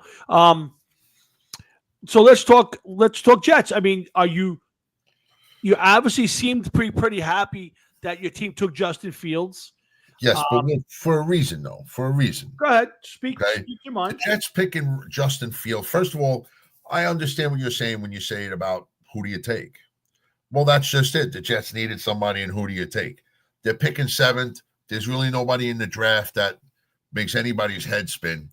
So they needed to get a quarterback in free agency. Yeah. Okay. So they filled, to me, a couple boxes. And I'll tell you what they are, even though I know you may agree, you may disagree, but to one, they went younger. Okay. You went 15 years younger between Aaron Rodgers and Justin Fields. That's one thing. Absolutely. 2, you got yourself a running quarterback, which adds another dynamic to the Jets, who, to me, for the first time, is smart enough to maybe realize that you don't have a lights out quarterback, so you have one that could run the ball. It adds another face to your attack. Right. You know what I mean? So now that's going to open up things for Breece Hall. It's going to open up a couple different things for the Jets. I'm not saying it's going to make them contenders. I'm not saying they're going to win the Super Bowl. I'm not going to say that they're even going to have a winning record. But I think what having Justin Fields does for the Jets is make them a little entertaining and make them a little bit more mysterious, because now you have a quarterback that's capable of off and running the ball, and you know what he's going to do. Mm-hmm. Okay? I know just last week we were making fun of him and we were saying stuff. But you know what? Yeah, 2 years ago they were saying how great he was, and this young man he's got a future in the NFL, this, that, and the other thing. And meanwhile, we're like, no, he doesn't. And I still don't think that he's ever going to be one of these quarterbacks that's going to lead the league in anything. But I think that they did good by taking him, because after 2 years you get rid of him, and you know that this year coming up that nothing is going to happen this year. And maybe next year it might be a little bit better. You may shed some money. Maybe you get a different quarterback. I'm sure they have people to track who's going to be a free agent after 25 into 26. Right. But I think that it's a good pick for the Jets. I don't think it's a terrible pick, but I'm not for nothing. Who else would they have gone with? And like we say all the time, who else wants to come here? Well, I listen. I understand the theory behind it. You know, what I have a problem with is all of a sudden everybody in New York, not you're far from this, but everybody that you listen to on TV and all that stuff, it's all of a sudden the Jets got Justin Fields. 10 minutes ago, he was the punchline to a bunch of good jokes about worst quarterbacks ever drafted. Now, I'm not saying he's that, but nobody in New York a year ago was saying, I hope Justin Fields is the quarterback for the Jets next year. No, of course not. Right. So, yes, to me, if you couldn't get Matthew Stafford, which they probably weren't going to get, if you weren't getting a few of the other guys who might have been available, to me, yeah, he gives you athletics. He gives you a guy who's played with him. You know that Garrett Wilson's pumped up. They played together in college. Plus, they just signed his old center. Yes. And I want to say one of his coaches, from either college or someplace that the Jets brought on at all. So I don't think it's a terrible move. Here's why. If the Jets can build the team around Breece Hall, the other kid running back, the guy just escapes his name. Banda, something like that. A really good defense, better than they've had what they were last year, and he cannot make a ton of mistakes and be athletic and run the ball and keep them keep teams honest. Hold on a second, I got to make my next pick here. I need an outfielder. I don't want Marte. Here's something to consider too. They have a full complement of draft picks. Right. And I think they actually have 8 picks. I'm not 100% sure how many picks they got.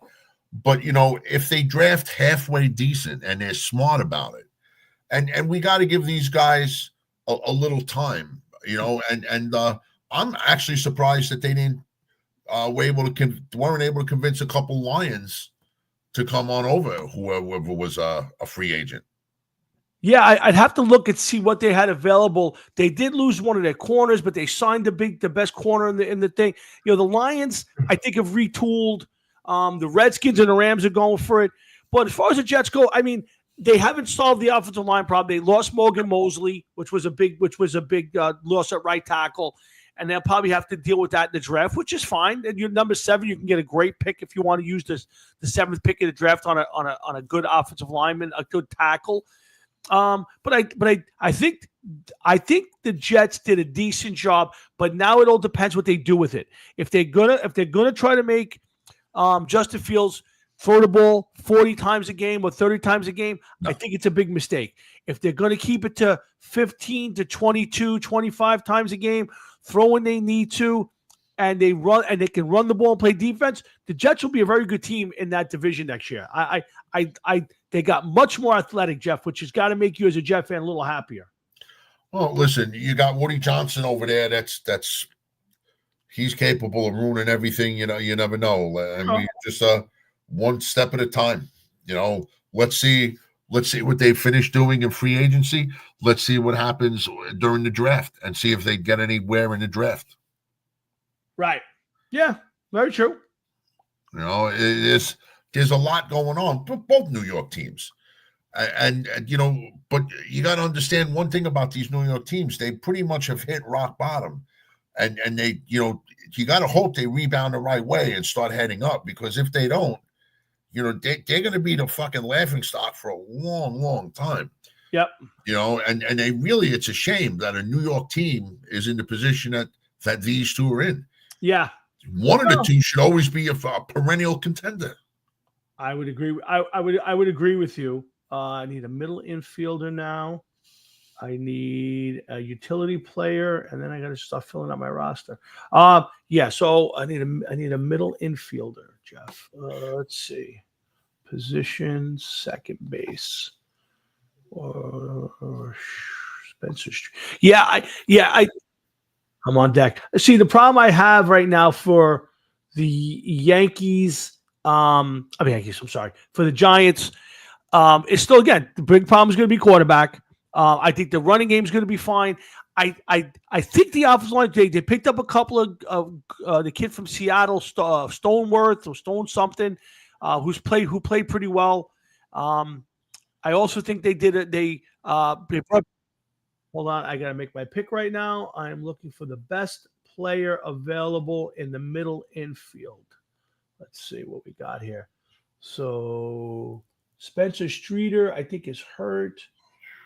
Dansby Swanson, do I want him? Hold on a second. I'm going to draft Dansby Swanson. Okay. Got him. Okay. So the Giants, again, I think the Jets are in better shape because their defense is better. I think the question mark for the Jets is, what do they do with their young quarterback? And of course, I think that's always going to be that's going to be the big thing. You know, people talking about today. Well, look what the Lions did with Jared Goff. Somebody was comparing, was giving him credit for Jared Goff, and I said he was a defensive coordinator. He wasn't even the offensive coordinator. Now, I'm not saying he wasn't part of the staff, but you can't give Aaron Glenn any credit to me for Jared Goff and his resurgence there. Well, give it to Ben Johnson. You can give it to Campbell, but you can't. I don't know how long Aaron Glenn has been with the Lions. I think it's 4 years. Okay. Second, for whatever reason, which blows my mind. Yeah. I've noticed a lot of defensive-minded players that become coaches start off coaching on the offensive side of the ball in positions that they didn't even play. Oh, okay.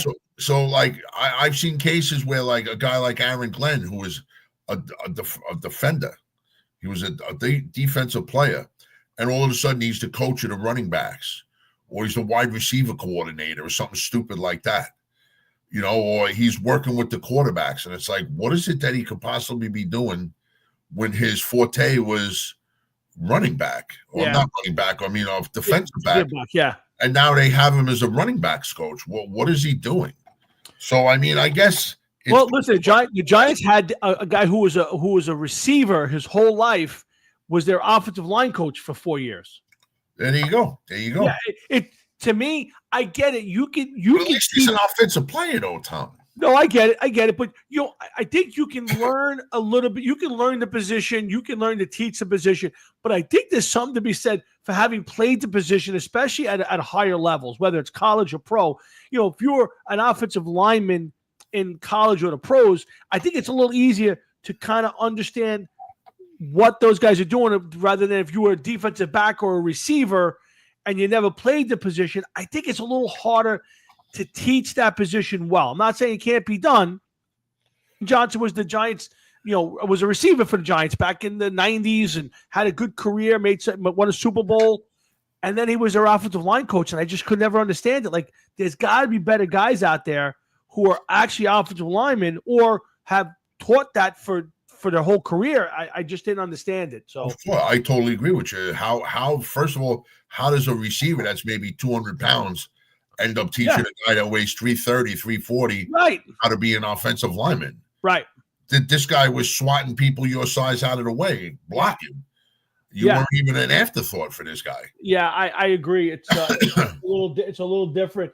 So the other part of your team is, I know you were a big C.J. Mosley guy. He just never kind of seemed to get his traction. Never could kind of stay healthy and be a big part of that team. I was a little sad to see that he didn't stay. He didn't have a better career as a Jet. Well, listen, he lost out on 2020, as did a lot of other guys because of COVID. Okay. Yep. He had, I think, 1 or 2 seasons out of the 5 or 4, whatever it was, where he actually didn't get hurt the whole season. Right. Last year he got hurt, and he's also 32 or 33 years old. Maybe they look to bring him back on a reduced deal or something, but I don't know what his plan is. Yeah. He's probably not going to be a starter. We know that wherever he goes. Right. And it'll be a situational player at best, or a, third down specialist or something like that. I bet you the guy could still play, just not every down every day. You know what I mean? He's just not that anymore. But yeah, I hear you. It's a shame to see him go. But you know what? He brought stability. Whenever we got a Ravens linebacker, they did pretty good for us, man. Yeah, no. I get it. Listen, you got it. I think your defense is going to be better. I don't know if it was the change in coaches and then losing their defensive coordinator to become the head coach. There definitely seemed to be a big difference in the Jet defense last year from the years before. The year before, you thought they were top 3 defense. Last year, I wouldn't even put them in the top 10 if you ask me. I agree. So It was a shame what happened last year. It just, they were not a good team, and that's all there is to it. Yeah, it's true.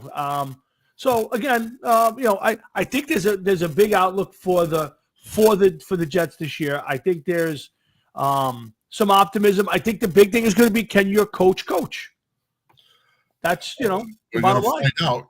Yeah, I mean that's the bottom line. Can the guy coach at this point in time? We're going to find out, I guess. I know that it's just as important for the general manager to go out and get some of the right guys that you need, the right fits, the right pieces. So a lot of this is going to fall on him also, and see where he is, what he's thinking, and who he goes after. Yeah, no, absolutely. I think I got to be honest. I think both New York teams have improved in the offseason. Now the Giants is going to be dictated by their quarterback. If you get a good veteran, now I got to be honest with you. I could easily see the Giants going to take Jameis Winston. I could see it. Now that to me, that's a 6-win season. At best. He'll win you some games. He'll throw 30 touchdowns. He'll throw 30 interceptions. So I could see that. I almost would rather that than Russell Wilson. I don't think Russell Wilson brings anything to the table anymore. So I think that's a tough one for me right now. I don't think that you're going to want to go that route either. I hear you. You know what I mean?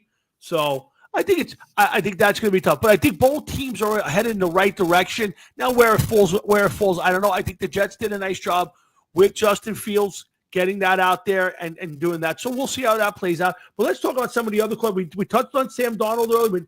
So let's talk about the big one. Sam Darnold goes to Seattle on a 3-year, $100 million deal. Geno Smith. And the first thing that must be said is who's he throwing the ball to?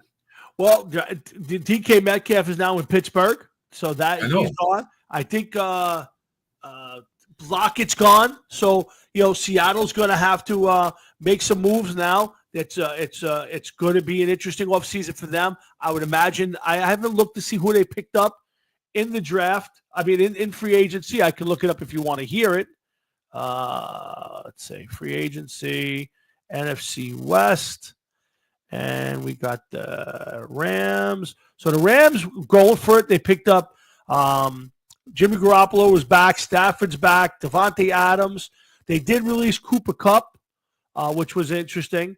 What's this? Let's see. So Seattle, Sam Darnold. They got Marcus Valdes-Scantling, Josh Jones, the offensive tackle, DeMarcus Lawrence, who's the edge rusher from the Cowboys, Ernest Jones, linebacker, and defensive line January. So they did not sign anybody but Marcus Valdes-Scantling as a wide receiver. So you bring up a good point, Jeff. Who is he? Oh, Jeff's gone.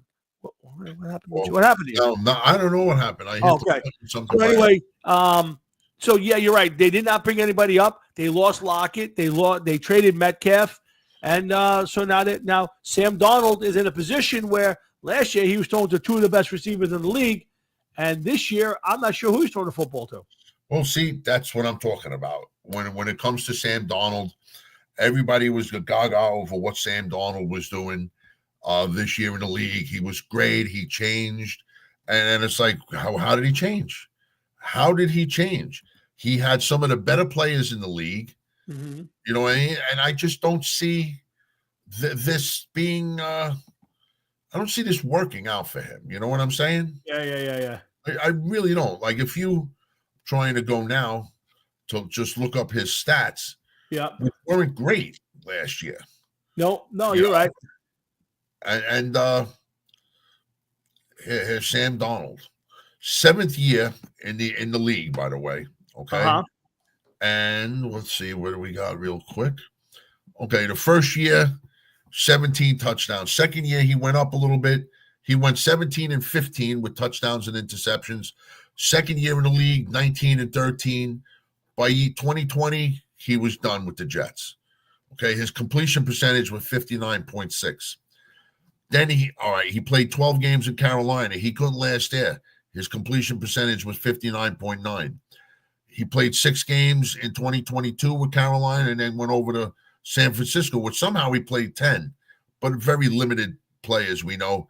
And then he played with Minnesota, where he still only completed 66.2% of his passes. Not terrible, No. but not where you want him to really be. And then 4,300 yards, but you know what, dude? I wouldn't want him. I wouldn't want him. He got sacked 48 times. No, I listen. I said at the end of the season that his last couple of games, especially the playoff games, he needed to nail it. Now he wound up getting the deal anyway, but to me, if he would have went through the last couple of games of the season and the playoff game and played really well, I think you and I would have a bigger argument over, do I think Sam Darnold has turned the corner in his career? Right now, looking at what I saw at the end of the year, I saw a quarterback that I saw for a very long time, a guy who had the fritters, was always kind of looking over his shoulder, looking for the ghosts, right? So I think that's the guy I saw at the end of last year that I say, I don't think Seattle's going to be any better with him than they were with Geno Smith. I think they would have been better off with Geno Smith. They don't have a rookie coach, Seattle, this year, do they? No. Okay, so you got the same coach. Yeah. But I mean, after 7 years in the league, this should be somebody that's, I'm not going to say a plug-and-play player, unless their systems are very similar. This is somebody that, yes, he's a professional quarterback. Is he the quarterback that played for the Vikings after being a Jet fan and watching them? Definitely not, man. Yeah. Definitely not. And I don't see him taking a huge step forward and being like, I'm Sam Darnold and I am here to play. Not at all, man. Not at all. Yeah. No, I agree. So now you got Geno Smith in the going to the Raiders in a trade. Do you think that's strictly Pete Carroll looking to bring in his guy, best available person he can get his hands on? I think so, yeah. Yeah, I mean, it's funny. I at this point, I don't think you could say that Geno Smith is a bust as a player, right? I think he's turned it around enough and he's managed his career well enough that he's no longer the bust he probably was leaving the Jets, going to the Giants at some point. I think now you could say he's a serviceable NFL quarterback who you're probably not going to win a Super Bowl with unless you're really great. Listen, I hear you. It's hard to really say either way. I mean, is he going to be the one that's going to take this team, to the next level? I don't think so, man. I really don't think so. No, I agree. To me, if you're the Raiders, I think they pick like 4 or 5. I think the Raiders are going to draft a quarterback. I think that's the thought process. Geno's there for a year, maybe 2, help the new guy, whoever they draft. But the Raiders are going to be looking to draft a quarterback in the draft. I think they picked 4th. So, they're with Geno Smith, right? Yep. Okay, here's another guy. He came in the league in 2013, so this is his 12th season in the league. Oh wow! Okay. Is it that long already? Holy shit! He played in 2013. He came into the league. He played two of his first seasons with the Jets, full seasons pretty much, 16 games and 14 games. Then in the following years, he played 1, 2, 2, 5, 1, 4. Okay, that's up until 2021. He was 2 years in Seattle and played a total of 5 games before he was thrust into the role in 2022, played 17 games, 15 games, and 17 games last year. Right. Okay. He had 69.8, 64.7, and 70.4 was his completion percentage. He threw for 4,200 yards his first year as a full-time starter, 36, 24, and 23, and 4,320 yards in 2024. Okay, he went from 30 touchdowns and 11 interceptions to 20 touchdowns and 9 interceptions. And then he slightly upticked to 21 touchdowns, but 15 interceptions. He also got nailed 50 times. He got fucking pummeled. Wow. Okay, that's a lot. Yeah, that is a lot. 34 years old. Yeah, that is a lot. The only thing I could say is he's going to be familiar with Pete Carroll's system, without a doubt. But I mean, people, another one, they're like, he's no, he's serviceable. He's serviceable at best. He went backwards. Yeah. You got to remember, Oh wait, here. Look, let me see something. I could tell you. In 2024 with Seattle, right? Uh-huh. Let me see if I get his. No, can't get that. I'm trying to look up. Okay, here we. No, I can't. I don't know how to do it. And I'm not going to spend much time on doing it, but I was just going to give you his game average. Okay. Like what he was doing last year, and it wasn't spectacular. Oh, okay, here we go. Here we go. I could get it right here. This is his passing. Okay. And it's gone. It's gone. Yeah. Okay, stats. Hold on. I don't know if I'm going to be able to get it. I'm not going to spend much more time on it. But basically, he had 3 games where he had more interceptions than touchdowns. He wasn't. It wasn't like he's the greatest thing since sliced bread. You know what I mean? I get it. I get it. Believe me, I get it. But so we got Geno wound up there. Daniel Jones goes to Indianapolis, Jeff. I mean, is he there strictly to push Anthony Richardson, who was terrible last year, got benched, actually took himself out of the game because he was too tired? Or do you think Daniel Jones actually has a chance to start out there? Oh, I got Geno's. We'll get back to that. But listen, as far as Daniel Jones, the guy had to do what he's got to do. I mean, probably Minnesota would have been the place to stay if you want to be on a winner. But, you're a quarterback. You want to try to be the man. And if I was Anthony Richardson, I'd be like, wait a minute, you're bringing in Daniel Jones to compete with me for the next. Are you absolutely out of your mind? Like, I don't understand that. What do you think of me if you bring in a guy that couldn't stay on the field with the Giants, couldn't get on the field with the Vikings, and now you're bringing him here? Well, if you're Minnesota, what you're bringing in is a guy. And again, we can knock Daniel Jones for not staying healthy. We can knock him for not making great decisions on the field. But Daniel Jones is a hardworking guy, first in, last guy out. Complete professional, prepares. Everybody around him who's ever been near him says the same thing. So, the very least, maybe he pushes Richardson to be a better player, the teammate, and get pushed. Now, again, like I said, here's a guy who got benched for 40-year-old Joe Flacco, who took himself out of a game because he was too tired to play. So if you're Indianapolis, Daniel Jones did that? No, Anthony Richardson. Yeah. So if you're Indianapolis, you gotta say, hey, we're gonna give this kid another shot. He may be the next Kyler Murray, or maybe he's the next Baker Mayfield. I don't know. So I kind of get it from their point of view. But listen, if you look at Daniel Jones's stats, right? Yeah. Okay. He was on a team with a bad offensive line. Okay. But he never once got over 70% completion percentage. 61.9, 62.5, 64.3. He waited up to 67.2, 67.5. Mm-hmm. His last year, and the year 67.5, he played 6 games. Mm-hmm. All right. The most he threw was for 32.05. Right. And he had 24 touchdowns. That was in his first year. And then he went 11, 10, 15, and then the injury year, and then the year they cut him short. Right.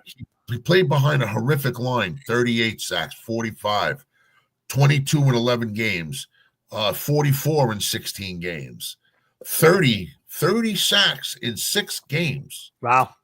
Okay, that's a lot, man. That's a lot. Yeah. Is the guy gun shy? Yeah. Is it any football player's fault that they got hurt? I say no. Okay. Yes, I'll say yes. I'll tell you one. Go back to Tua on that last one when he tried to run over the guy, put his head into the guy, and got the concussion. Well, so I was just going to say, unless they don't know how to slide right, they're going to try to take an extra step to get an extra yard. That's just stupidity. Yeah. But I'm talking about a guy, you're running down the thing, you blow a knee out. There's guys that get hurt standing still. Look at our boy Jerry. Okay. Bubbles. blowing bubbles. Yeah, blew out his knee. But there's Yeah. guys in the NFL non-contact injury Yes. happens all the time. Happens all the time. Okay, and some of the things, his neck, I could see a quarterback getting hurt, running the ball, maybe got jammed, a stinger in his neck or something like that. Mhm. Yep. So I mean, some of the injuries are not necessarily his fault. None of these guys know when they're going to get hurt. They'll be like, I'm not going to play this week. I'm going to get hurt. Right. But you know what? It's just, I think that he came into the league at a bad time. And I say that because he was the 6th pick, I believe, for the Giants. Yep. And nobody believed that they were picking him so soon. Whether you wanted him or not, it was too early for him to go in the draft. But once again, we say, if that's your guy, right. Yeah. if If you were going to draft him at 12 or 15 and that's the guy you wanted, to me, if you can get him at 6 or 7, as long as you're not spending the money to get there, I think you got to take it.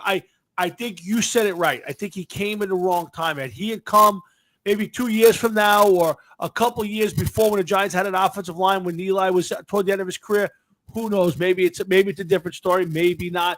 Maybe he needed to change the scenery, and now he goes to Indianapolis and he kind of turns into Baker Mayfield or Geno Smith or Sam Darnold. I mean, I think he's better than all three of those guys, but he hasn't shown it yet. So, we'll have to see where it plays out. I thought that was I didn't think it was interesting. I knew he wouldn't stay in Minnesota if he had the opportunity to go start someplace else. I think somebody said it this weekend. I think you're right. You get 2 chances in this league to be a starting quarterback without somebody getting hurt or whatever in front of you. I think he's looking for that second chance, and I think he's going to get it in Indianapolis. I think he becomes the starting quarterback, whether it's in camp or during the season, and I think he's going to be better than Anthony Richardson. Now, will they win games? Will he be the long-term answer? I don't know the answer to that question, but I'm excited to see him get another chance someplace else. I would love to have seen him stay in Minnesota, to be honest with you. But he would have started. Minnesota, you know what? I don't think that he would have been a consideration to be a starter in Minnesota. No, McCarthy starts the season. McCarthy is going to be the starter. If they didn't want McCarthy, I think they would have stuck with Sam Darnold. It would have been worse. He could have went to Cleveland. Yeah, where Kenny Pickett wound up going to which here's a guy when he came out of college, you would have thought he was going to be the next guy, and boy, oh boy, he has not turned out to be he's bounced around. No, he hasn't. He hasn't. Hometown team Pittsburgh takes him, gets rid of him right away. Goes to Philly for a year or so. He gets bounced out of there now. He's in and I think might be would we consider Jacksonville, Cleveland?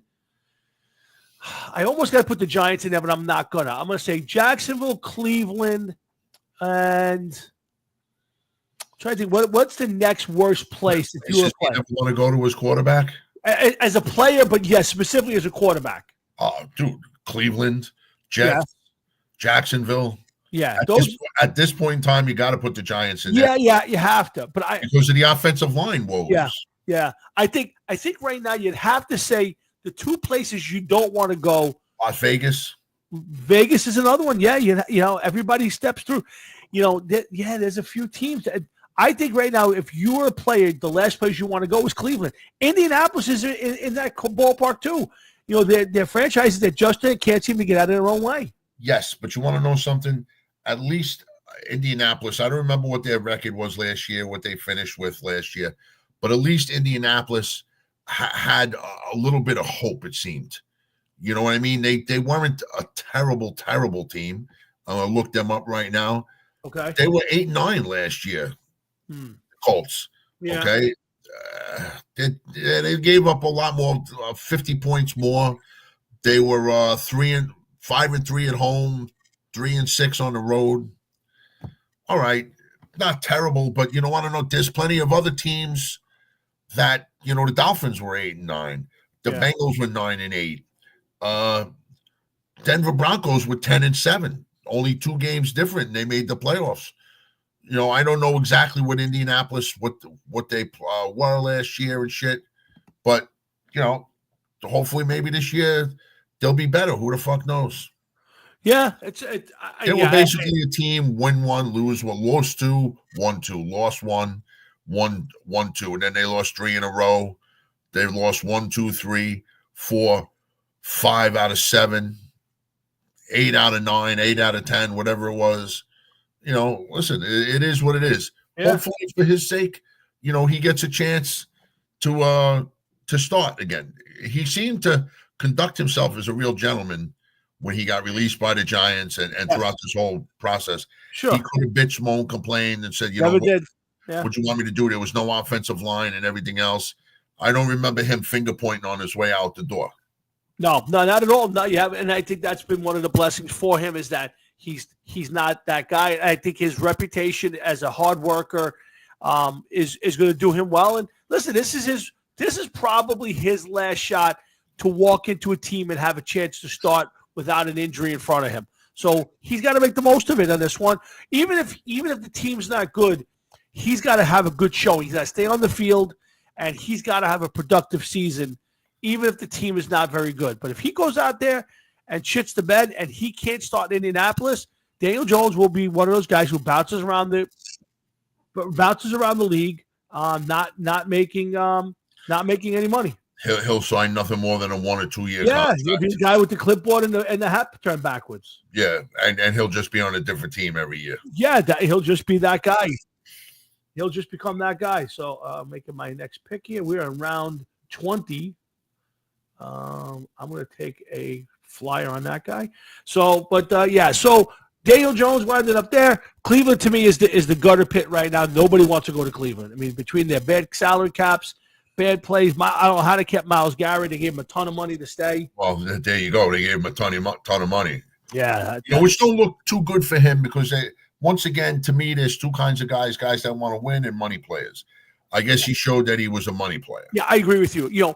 You can be loyal to a team, but when you're getting to that point in your career where you're running out of time to win the championships and being a good team, and you stay there for a pot of money, to me, you just said, I don't care about winning. I just want a pot of money. Because he could have got out of there, made money someplace else, and been good. But the money pot was just too big for him to walk away from. He's going to get a huge. Listen, there's a lot of guys that had stared that in the face, Tom. Yeah, but no, I agree. That's why some of these guys, Josh Allen said that he didn't want to break the bank in Buffalo, that he wanted to have a chance. Now, I don't know all the ramifications of the deal that he signed, right? But if he kept it under a certain number so that it helps the team, hey, listen, good for him, man. You're showing that you're thinking team first, that it's important to win. Yeah. Now, what you have to do is win. Well, that's the second part of that, right? That's the second part. So, listen, it's going to be an interesting. The offseason's not over yet. We still got more free agency. There's still quarterback to sign. Like I said, if we get an announcement and some big stuff, maybe we'll try to crank up a show next week from out of town.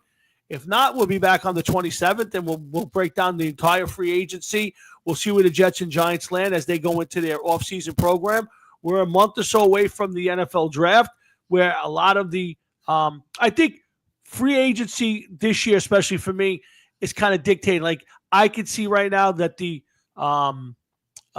Titans are probably going to take a quarterback in this draft. Well, they don't even look like they were interested in a quarterback in free agency. Correct. So to me, they're going to draft a quarterback. They said they weren't the best player. Bullshit. They're going to take a quarterback. So now Cleveland, they're taking a quarterback. You just know they have to take it. Kenny Pickett. Listen, with Kenny Pickett, maybe can you try to get through this year with Kenny Pickett? That's a good question. Yeah. So it depends. Are you in love with one of the two guys at the top? So now if you're the Giants, to me, if they sign Russell Wilson or Aaron Rodgers, I don't think they're taking a quarterback early. I think they're going to try to get through the year with one of those guys, and they're going to draft the best player available, especially if the first two guys are off the board, which I don't know if they love those guys anyway. I would rather see him take the kid from Ole Miss, Jackson Dart, but I don't know if he'll be around there in the second part of the draft, if the Giants move up or down and get him. We'll see. There's a lot of crazy stuff, but we'll see. We're a month away from that. I don't understand with these damn, I forget what I was in the process of saying. Wow. Man, that's a shame, huh? Alzheimer's. Yeah, you ain't kidding. Yeah. So when these teams, right, say you got your 6 or 7 picks, 8 picks in the draft, and you take a quarterback in the 5th or 6th round. Okay. Developmental player. Right. You're never going to develop them. Well, I think I think people ever since Tom Brady, people will throw the dart at the wall just in case. It's one of those things where you go, well, if I take a quarterback at number 4 or 5 and it doesn't work out, it's not as bad as taking him at 1 or 2 and having it fail. So I think it's, well, what if we get the diamond in the rough? What if we get the next Tom Brady at 199 or 205? So I think, like for me, the Giants, if they drafted a quarterback in the 3rd or 4th round, maybe you find a diamond in the rough. Maybe you find a guy who 2 years from now develops into something, or he becomes a solid backup. So I understand the theory, and I think today's mentality is either you draft a quarterback in the 1st round or he's going to be a bust later on. Because how many quarterbacks get drafted? There's not many Brock Purdy's who become, the last pick of the draft and become a starter, and that just doesn't happen nowadays. No, it doesn't happen nowadays. But you know what? Here you are. You're a team like the Jets or the Giants or Jacksonville or Cleveland or some of the other teams, all the Raiders, all the teams that we mentioned that I can't remember off the top of my head. You got 7 or 8 picks in the draft, and what is the point of taking a pick like a quarterback in the fucking late round like that when you know that more than likely, not definitely, more than likely, he's not going to do anything to contribute. And if they're labeling him a developmental player, well, wouldn't you be better off developing somebody like an offensive lineman or a fucking safety or something like that in a later round pick instead of taking, like maybe you get a safety that could run back punts or something. Yeah. I just don't understand the point. I agree, Jeff. I completely agree with you. To me, Christian Hackenberg, man. Yeah, I agree with you 100%. That and here's the other problem is, most of the time you're drafting a quarterback, even if you don't think he's great, you're going to draft him in the 1st round and he's automatically going to play. And you're almost taking a 3rd or 4th round pick on a guy, and you're saying, I'm not going to really give you a chance, And I think that's the wrong attitude. I think some of these guys, Quinn Ewers, some of these guys are good quarterbacks. Can they be good pros? I don't know the answer. Well, nobody knows the answer, but right now, nobody's mentioned their names as one of the top 2 quarterbacks, top 3 quarterbacks in the league. Yeah. I know Jackson Dart's stock went up a little bit. Well, went up tremendously. So there's a question that, before the draft, people had him at a late 2nd, early 3rd round pick. Now, is anybody going to grab him in the 1st round? Is he, will he make it to the 2nd round? That's the question. And then, was he just a guy who got smoke blown up everybody's ass? So I think the hardest position in the NFL is to draft a quarterback, because the pressure is to draft a guy, even if he's not great, in the 1st round, because nobody wants to start a 2nd, 3rd, or 4th round quarterback. It just doesn't happen anymore. So no, why should it? Why should it? Because if you know that a 1st rounder is no guarantee, then as they go down further in the draft, what is that this guy stands even less of a chance? Why would you want that? Yeah, again, it's a really good analysis. I'd love to see in the last 10 or 15 years how many guys who play quarterback were drafted outside of the 1st round, made it, let's say a 4 or 5 year career as a legit NFL quarterback. I can't think of too many. No, because there's not too many. Yeah, I don't. A lot of them hang around. And how many of the 1st round guys like Mac Jones and guys like that who were high draft picks and never amount to anything? No, there's plenty of those guys. Yeah, there's plenty of them, and they're all backups in the league. So if I have some time, I'm going to look that up to see how many guys in the last 10 or 15 years got drafted later and actually got on the field for significant time. I mean, Geno Smith, I think, was a 2nd round pick, right? Yeah, but he was like the 1st or 2nd pick in the 2nd round. Yeah, and he was a guy who was supposed to go number 1 in the 1st round, but he fell all the way. Yeah, and if you remember right, we were talking about him. Yes. When it happened, because the draft ended with the camera on him. Yes. He sat there and he had a puss on. Oh, and yeah. I even said to you, I was like, look at this guy is hurting his stock. Oh, yeah. By sitting there with a look on his face like he felt as though he should have been in the 1st round. Yep. I understand. Listen, you got to eat crow, man. Every fucking camera is on you.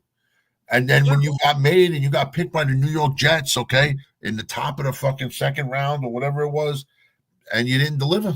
You didn't deliver. No. And it was beyond. It was all the off-season stuff. It was all the getting punched in the face by his teammates, and all that stuff. And then listen, the guy matured and he's turned into a player, and he's Now he's a well-respected quarterback around the league, and he's I would say, again, I would not call him a great quarterback, but if his career ended today, I would say he was a serviceable, legitimate NFL quarterback. He had a respectable NFL career. Correct. Yeah. Not great, not Hall of Fame worthy.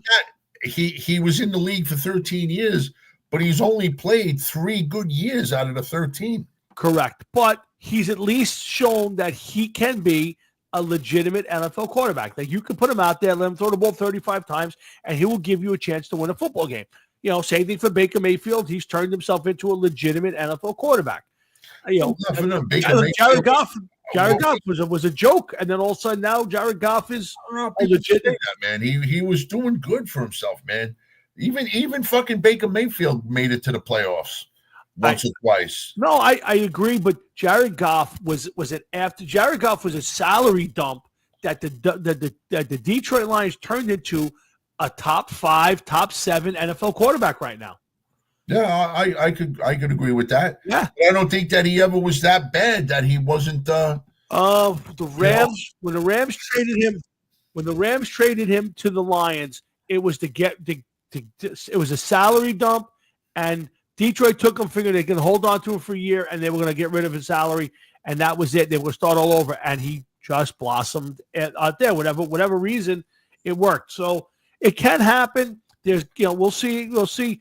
But I'm curious to see if how many guys drafted outside of the first round have turned themselves into decent NFL quarterbacks beside Brock Purdy. So we'll do that for 2 weeks. Jared Goff, right? Yep. He started since he started 7 games in 16, and then he became the full-time starter in 2017. He went from full-time starter from 28, 32, 22, 20, and then his first year in Detroit, he had 19 touchdowns. Then he went up to 29, 30, and he's up to 37. The most interceptions he threw in his career was 16 back in 2019, and he had 22 touchdown passes. Wow. I mean, listen, I don't think that he was I didn't think he was a terrible quarterback at any given time. I would take him on the Jets tomorrow. Oh, now you would? Would you have said taking him? Man. Okay. I didn't think he was bad. He was a Super Bowl winning quarterback. Yeah, was he winning? Did he win? Or was No. I'm sorry. Yeah, he lost the Super Bowl to New England, but he went to the Super Bowl. Correct. That is correct. He did. How many guys never get back to the Super Bowl? I mean, he's never gotten back to one yet. No. But when you think of guys that won Super Bowl, Aaron Rodgers won Super Bowl. Drew Brees won Super Bowl. Yeah, no. I listen. I agree with you, and I think that he's had a remarkable, I won't say turnaround. I would just say he's really gone up 2 levels. Like, he was an average NFL quarterback in with the Rams, and now he's only 30, by the way. Yeah, and I would say at this point he would have to make my top 5 or 7 quarterbacks in the league, and not just because everybody else sucks. I think he's actually a really good quarterback who can win you Super Bowl. I agree. Yeah, so we'll see. It's going to be interesting. We'll come back in 2 weeks, maybe next week, depending on what happens in free agency. If there's a big signing, if Rodgers goes to the Giants, maybe we'll do a quick show next week to talk about. We'll see what Jeff's plans are. I'm sure I'll be sitting in the house with my parents staring at a wall, so it might not be the worst thing in the world to do. You going to Florida? Yep. Yeah, I leave tomorrow night.